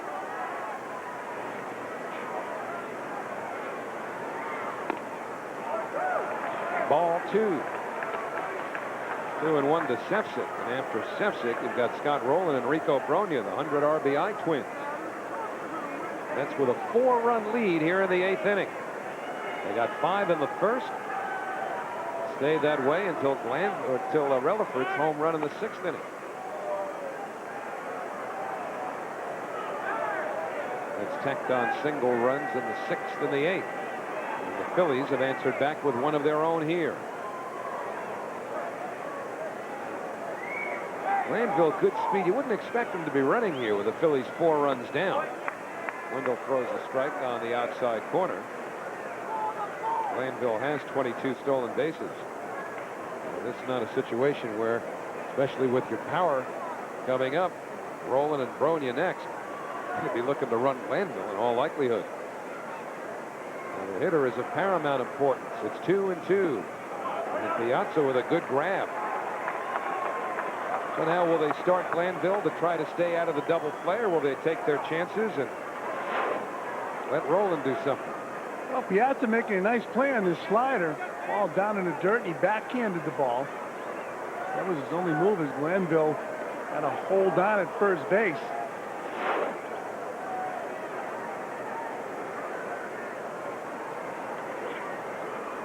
Glanville not running, and the pitch taken, ball 4. Oh, Wendell still hasn't gotten anybody out. A double by Anderson, a single by Glanville, and now a walk to Sefcik. I always felt when you were an opponent of a guy like Leiter, who was throwing the ball very well, that once he comes out of the ball game, it's kind of a lift to the opposition. Well, Rico Brogna bats behind Scott Rowland. Rowland a right-hand hitter, Brogna a left-hand hitter. Rowland scheduled up next. But remember, Dennis Cook has been more effective, much more effective for some reason, against right-handers than left-handers. Looks like they're certainly going to let Wendell pitch to Rowland.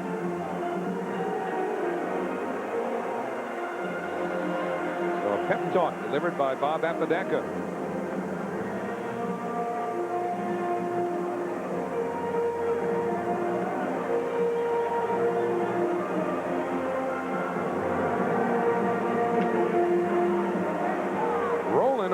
2. Bronya 0 for 3. So the biggest potential troublemakers in the Phillies lineup for the New York Mets have been held in check tonight. Rolen did draw a walk in the 6th inning.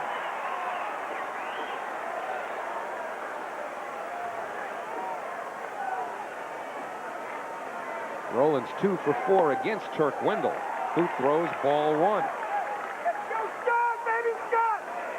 Bronya on deck is 2 for 3 against him, although you get the feeling that if Wendell doesn't get rolling, Dennis Cook's going to deal with Bronya.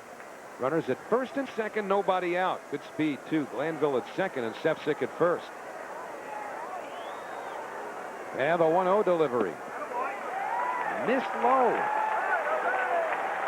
Now, Wendell getting into hot water here. If he were to put Rolen on, or Rolen reaches base without one of the runners being retired, Rico Bronya would represent the tying run at the plate.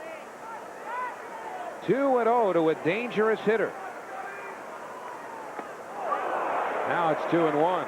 And we talked earlier about how a ball game like this, you're cruising along, you're comfortable, and all of a sudden the opposition comes back and bang, they hit you with a haymaker. Sometimes you can be too relaxed during the course of a game. Oh. And a hard slider. And he missed a hard hanging slider.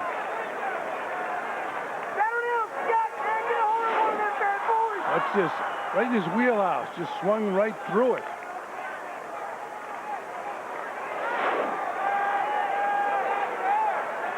Wendell was behind Rolen 2-0. It's now 2-2. Glanville at second. Sefcik at first. Nobody out. And the breaking ball got him. Two pretty good breaking balls from Wendell, and Rolen was on him. They were hanging breaking balls. Bob Apodaca now coming out. They'll go to the bullpen and bring in Cook to pitch to Rico Bronya. Bronya has struggled throughout his career against left-handers. Here's that last slider. It's not a bad pitch for Rolen to hit. He just swung and missed. One before that was a real good hanger. So Wendell getting away with a couple hanging sliders to get the tough Scott rolling. He's out of the ball game. Cook's in the game to pitch Rico Bronya. So Dennis Cook hustling in to answer this on-the-point call to the bullpen. Wendell leads with the Mets leading 7-3. 2 out, 1 out. Dennis against Rico Bronya. Make sure to stay tuned right after our ball game. We'll take you to Wrigley Field for the remainder of the Pirates and the Cubs. Join it in progress right here on Fox Sports New York. So now Cook, he's been perfect against Rico Bronya. Rico 0 for 7 lifetime against Dennis Cook, who came into the game last night and worked 2/3 of an inning, gave up 2 hits. He struck out 2. So Dennis Cook making his 65th appearance of the year. Bronya in the ball game 0 for 3, although he was robbed his last time up by Matt Franco. Bronya hit a line drive to first base, and Franco dove towards the bag to grab it.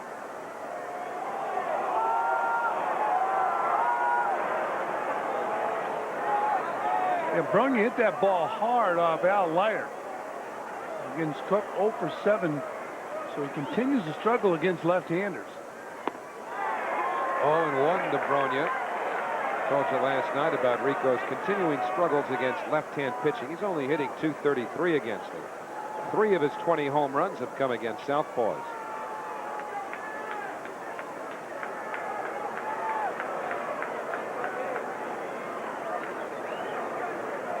Mets look to turn 2 on the infield. Putting Bronya pretty much straight away in the outfield. And the 0-1 pitch. Fastball missed, 1-1. Bronya is batting .307. His runners in scoring position. You see the defense setting up, even up all the way around for Bronya. Looking to turn it at short and second. Mets have not turned a double play in this game. Phillies have turned 1. Foul back to the screen. Advantage Cook, 1-2. John Franco getting ready here in the 8th inning. Franco came on last night to nail down the save. John picking up number 34 in last night's game.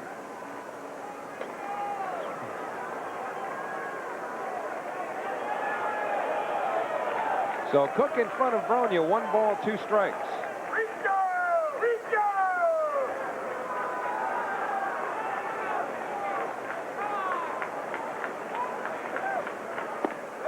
Low. Well, the count even now on Bronya.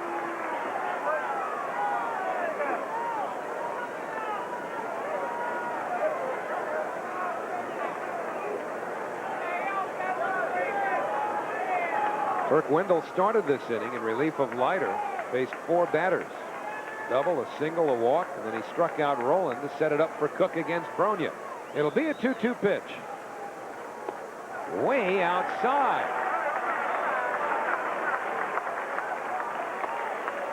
So with a 4-run lead, Cook doesn't want to put Bronya on here, obviously. But the main reason is that it would bring the tying run to the plate. Mark Lewis, the on-deck batter, has a grand slam against the New York Mets. And the payoff pitch. Foul back, they'll do it again. Runners were not going.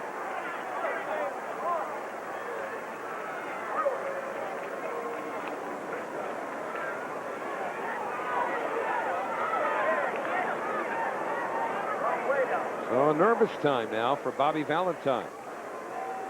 5 runs in the first inning made it seem like this was going to be a laugher. And the Mets have led most of, in fact, all of the way by no fewer than 3 runs after Relaford's 2-run home run in the 5th inning. So again, it'll be a payoff pitch. Runner is hold. Bronya pops it up. Piazza gets rid of the mask. And that's a big out because it keeps the tying run away from the batter's box. So the Phillies spend their power here in the 8th inning, or at least most of their power. Rowland striking out, and now Bronya pops up. Well, I was just talking before the ball game with a couple catchers who are now scouts. You don't see many pop fouls to catchers because of the way they're building these stadiums today. And Rico Bronya pops the ball up, and it was an easy play for Mike Piazza. So with 2 out and 2 on, Mark Lewis will be the batter. Told you about Lewis hitting a grand slam against the Mets. It did not come with the Philadelphia Phillies. It came last year as a San Francisco Giant off of Greg McMichael at 3Com Park in San Francisco.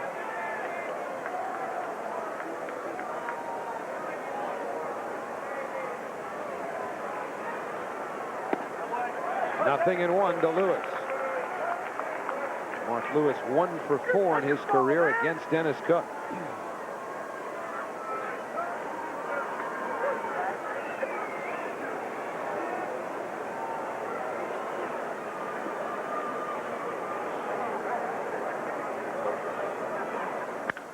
Fouled away, and now Cook's in front, 0-2.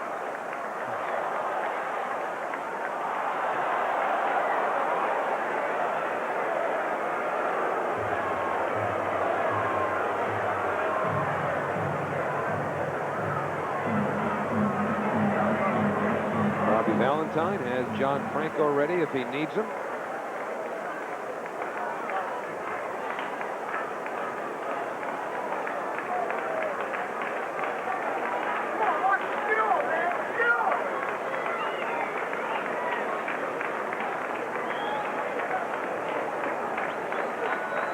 And the 0-2 on the way. Fastball misses. Technically, this is a save situation for Dennis Cook because he entered the game with a tying run in the on-deck circle. Kirk Wendell faced 4 batters. The first 3 reached base. He struck out Rowland before Cook came on to pop up Rico Bronya. So Lewis has struggled lately, late in games. Off the outside corner. So 2-2 now on Lewis.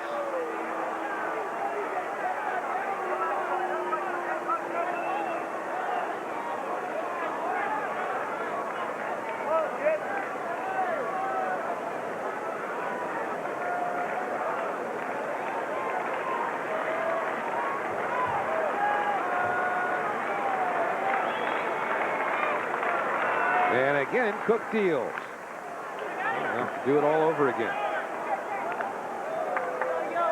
Dennis Cook has won 8 games out of the bullpen for the New York Mets. He's done it by challenging hitters, and right here he's going after Lewis after getting Bronya to hit that pop foul. We've seen Cook continually go after major league hitters since joining the Mets.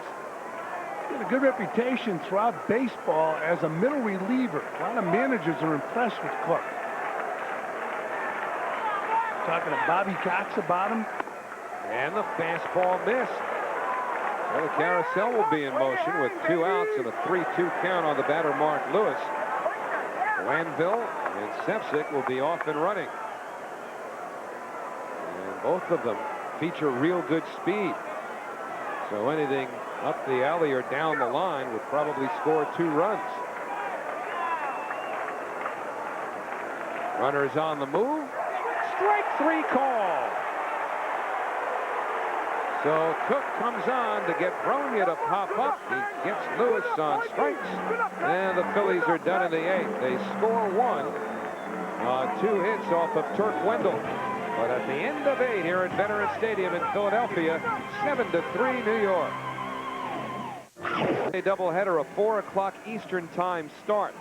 We just decided on that within the last few days. That start time was undetermined for the longest time, but the Astrodome's unavailable Thursday. That Tuesday doubleheader, the only scheduled doubleheader in baseball this year. And right there's the score, and the Phillies have a new pitcher. Ricky Batalico comes out of the bullpen. He becomes their 4th pitcher. Batalico, a catcher and a pitcher in college, and signed as a pitcher, and really has done a good job for the Phillies. He's been a dominant closer for the Phillies. He had 34 saves last year, 34 saves in '96. He struggled against the Mets last night, though. Mets winning last night's game 6-2. And they put up 3 huge insurance runs in the 9th inning off of Batalico. Phillies would score 2 of their own in the bottom of the 9th on a Scott Rowland home run off of Armando Reynoso. But Carlos Baerga takes the fastball inside. Baerga flied out against Batalico last night in the 9th inning. Tonight he's 1 for 3 with a run scored. That's 7 runs, 8 hits, an error. The Phillies 3 runs, 4 hits, no errors. And Baerga breaks his bat. Bronya makes the play at first, 1 away. So the lumber continues to shatter.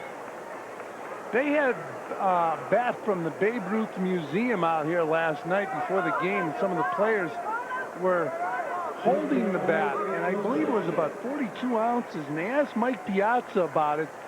They said, could you use this in a game? He said, if I use that in a game and check my swing, I'd break my wrist.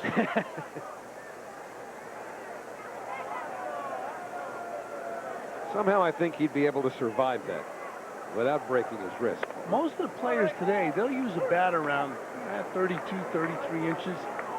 I should say 34, 35 inches, maybe 32, 33 ounces.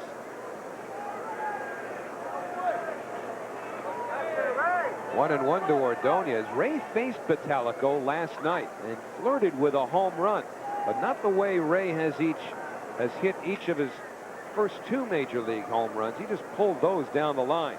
This one was a shot to the gap in left center. It looked for a while like it might go out, but it short hopped the fence, and Ordonez had an RBI double.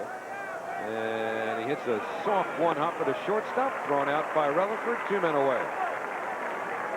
So Batalico in much more tidy fashion getting the Mets here in the 9th inning. 2 out, nobody on. Make sure to be with us at 11 o'clock tonight on Fox Sports New York or Fox Sports News. This time an exclusive with Mark McGuire. Show you how Sammy Sosa made out against the Pirates, and Steve Sachs will track it all for you with his Fox Scope. That's tonight at 11, following the conclusion of the Cubs and the Pirates. Pick that game up in progress right after this one. Now Butch Husky's going to pinch hit. Husky batting for Dennis Cook. Butch still not deemed ready for regular service in the outfield by Bobby Valentine. This has been a tough year for Butch Husky. Had some injuries and really never got it going. Of course, he had a real tough April after, again, having a pretty good spring training. 2-0 to Butch, who feels, by the way, that he's about ready to go every day. Well, the thing is, I mean, you can take Lenny Harris out of the lineup. Bobby Valentine tries to use all his players. I'm sure when Butch is ready, he'll get him in the lineup. But Husky, you look at Husky as a guy that's going to play every day. He got it together last year, had a nice year. Mets were hoping he would continue to evolve, continue to develop. And because of some injuries and a very poor April, just hasn't been a year for Butch Husky. The injuries have really set him back now.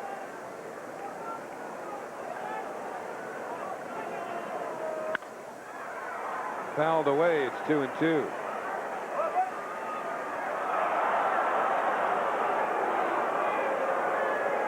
Vitalico wants that closer spot back.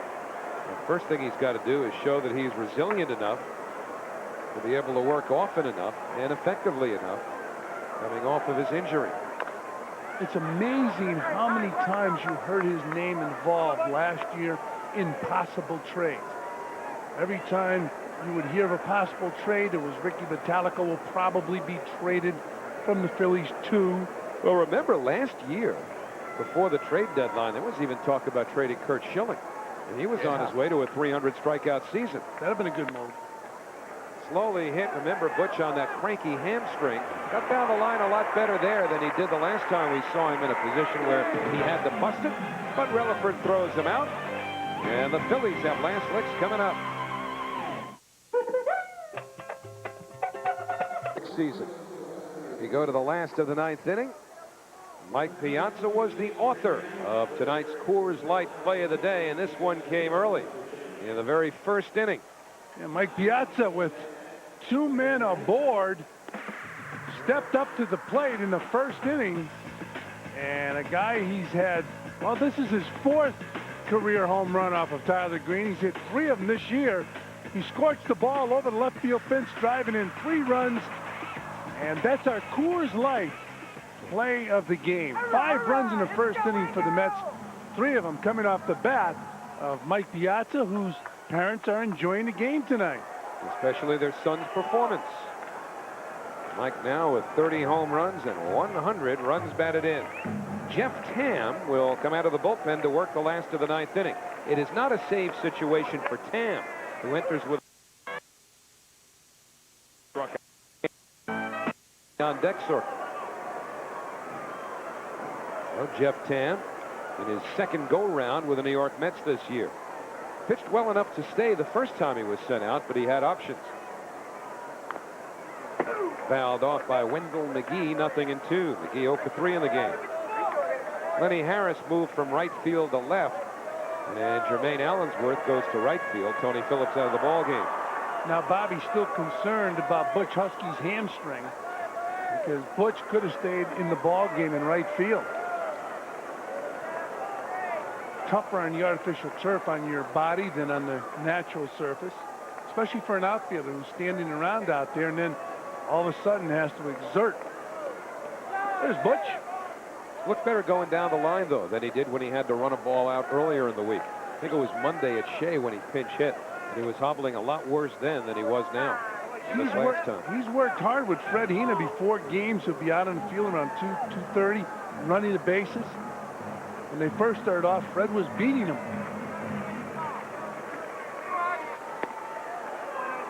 1 ball, 2 strikes. Butch Fred, you know, Fred works out. Oh, he works out very hard. Yeah, Fred's in good shape.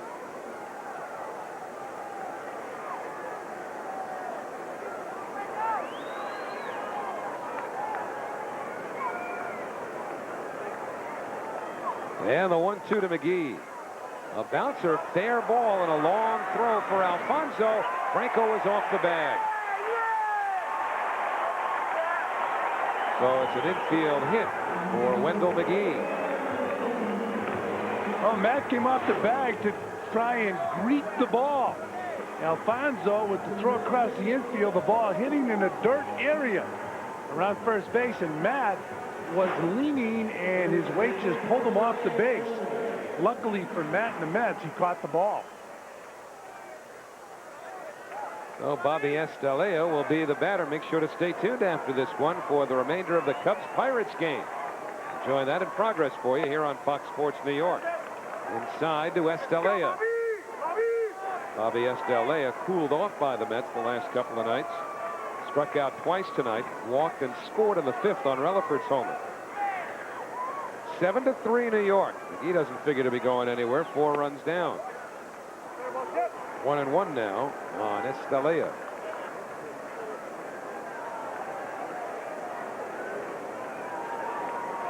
Once again, make sure to join us tomorrow night in Montreal for the first game of the Expo Series. Bobby Jones will face Carl Pavano.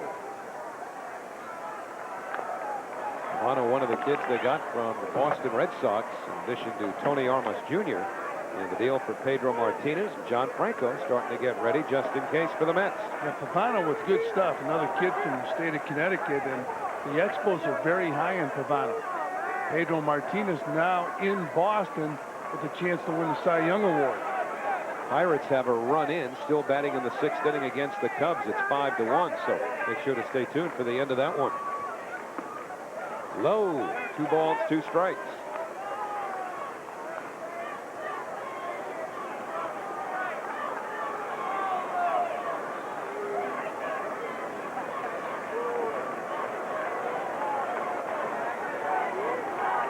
Jeff Tam worked an inning on Monday, did not pitch last night. Estalella holds his swing. 3 balls, 2 strikes.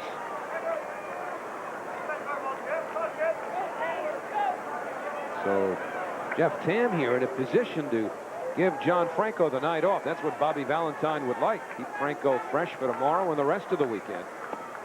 But now he has walked Estalella, so Franco may get some work after all. Runners at 1st and 2nd, nobody out. John taking a good long look to see if the call comes.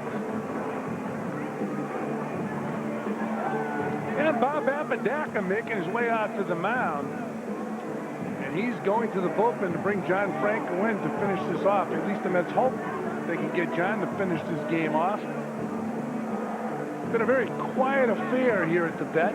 Mets jumping out to a 5-0 lead the 1st inning. They picked up 1 in the 7th. I should say 1 in the 6th, 1 in the 8th. And the Phillies with 3 runs in this ball game. But it's been quiet here at the vet. John Franco hopes to come in and shut down the Phillies. And the Mets will head to Montreal, hopefully after winning 2 of 3 here at the vet. Well, they got to get this one first. They lead 7-3. The Phillies have 2 men on, nobody out as Franco comes aboard. No matter how high the thermometer Wins this year for John Franco, insignificant for a short man out of the bullpen. It is a save situation for Franco now that the tying run is in the on-deck circle. Desi Relaford hit the ball out of the park against John Franco. Pardon me, against Al Leiter, and Franco's first pitch is outside. You're accusing Franco of giving up a hit. He hadn't even thrown yet, and already I've got his back to the wall. It's been a long week. Well, this ought to make John feel better. Relaford's 0 for 4 against him. And that's Kevin Jordan on deck.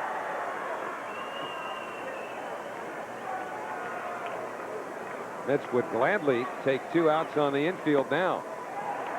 Well, Franco's behind 2-0.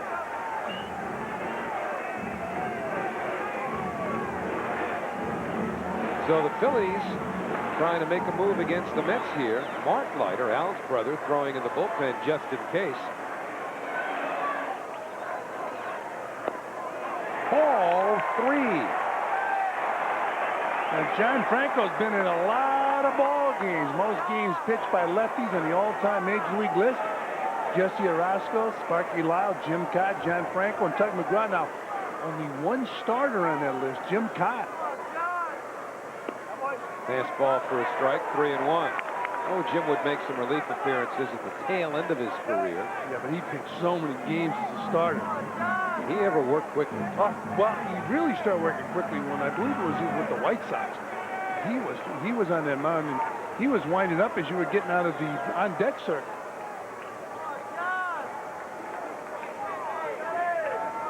And the 3-1 pitch. Over first strike. Relaford was on his way to first base. Now the count full to the Phillies shortstop.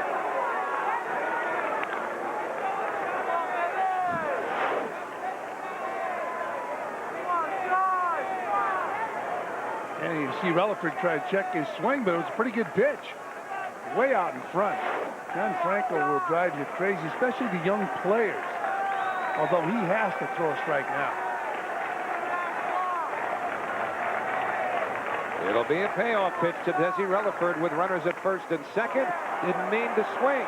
Franco's got to get to the bag, and he wins the race.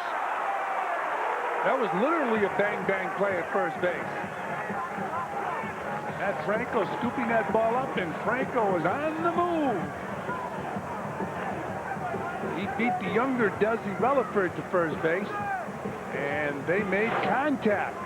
Relaford checking his swing. Watch Franco break. And Matt Franco scoops it, flips to John Franco, and then Relaford makes contact. Good hustle by John Franco is how he calls it, the spring training play. So by half a step, Franco records the out. That keeps the tying run out of the batter's box. Kevin Jordan will bat for Ricky Vitalico. Remember the at-bat, the pinch hit at-bat Jordan had at Shea Stadium a couple years ago? One of the best I've ever seen. If you bought it on VHS, it would come in 2 tapes. Outside, 1-0. Kevin Jordan has 2 home runs this year and 228 at-bats. 15 hits and 49 at-bats, though, as a pinch hitter. 1 for 3 in his career against John Franco. 1 out, runners lead second and third. Slowly hit by Erga, can't hold on. 7-4 New York. Now the tying run will come to the plate.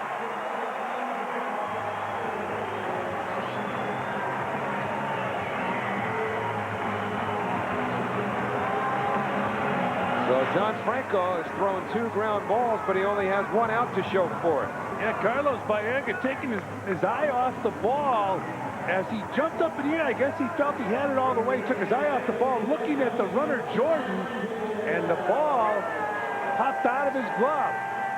So the Phillies now with runners on the corners and a tough break for the Mets. Carlos has to make this play here. It is an error on Carlos Baerga. Doug Glanville 1 for 4. Shoots one the other way, foul. Well, you're taught as an infielder. Watch that ball into the glove. Doesn't work that way all the time. Watch Carlos look at the runner coming down the baseline. Once he looks at the runner, misjudged the ball, misjudged his jump, and a tough break for the Mets and Carlos Baerga. Carlos has to come up with that play, especially in a situation like this in the 9th inning. It's now a 3-run Met lead at 7-4. Glanville singled in a run his last time up. Low and away, 1-1. Glanville has not had a hit against Franco. That's Escalea at third and Kevin Jordan at first. Jordan's job here, among other things, try and bust up a double play and keep the Phillies alive. Outside, 2-1.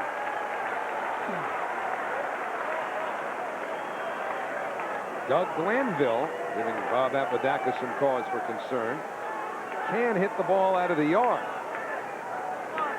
Jeff Tam started this inning, faced 2 batters, gave up a single and a walk. Bobby Valentine having to work that gum a little harder than he figured with a 5-0 lead in the first inning. Glanville gets a piece of it. And the count now 2-2.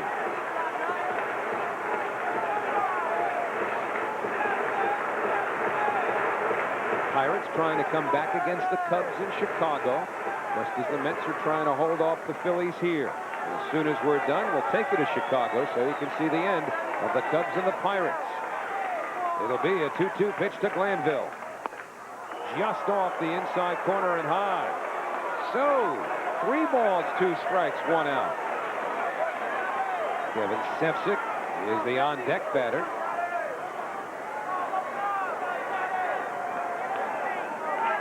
Glanville, real good speed, tough to double up. Escalea and Jordan without much speed on base.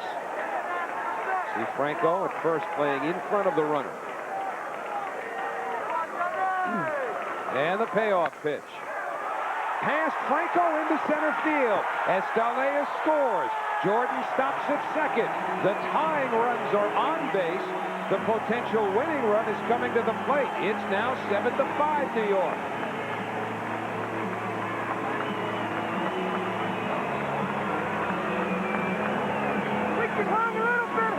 And the error by Baerga looming ever larger. And Glanville did the right thing. Hit the ball right back towards John Franco. Got it past him.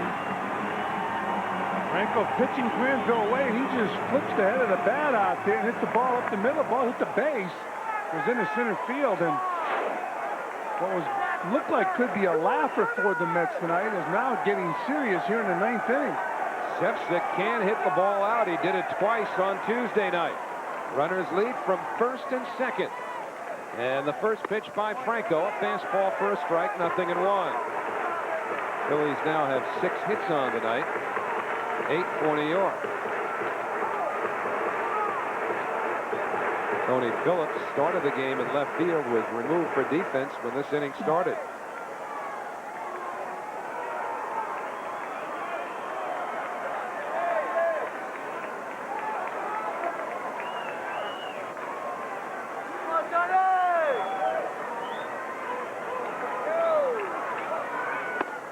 And another fastball, 0-2.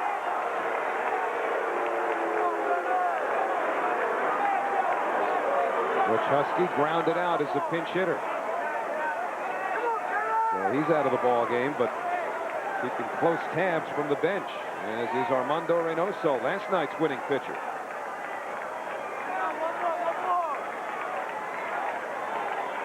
Jeff Tam started these problems when he gave up a single and a walk. Did he hold his swing? That's the question for Eric Gregg, but home plate ump Kerwin Danley won't even go there. 1 ball, 2 strikes.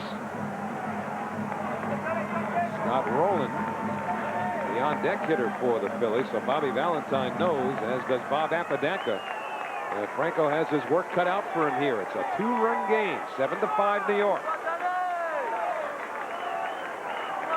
That's back on the infield, straight away in the outfield. 1-2 pitch in there for a call, strike 3, and Sepsic knew it. Good pitch from John Franco. Good fastball. Before young players go to the plate, I'm sure the veterans or the batting instructor like Hal McRae will say, look, he'll try to bounce the ball. He'll try to get you swinging bad pitches. You got to be patient. He won't really bust you in. Well, Franco throws that fastball down and in, and a good money pitch to get Sepsic. The way the Mets reacted to that out right there, Carlos Baerga's happy because he made an error. He said that a boy to John Franco, but the way the dugout reacted is like, we're supposed to win this game. Scott Rowland, the last chance for the Phillies. Rowland 0 for 3 with a walk, and Franco misses with a fastball. Rowland, of course, a power hitter, 28 homers, 102 runs batted in. He has not had an official at-bat in his career against John Franco.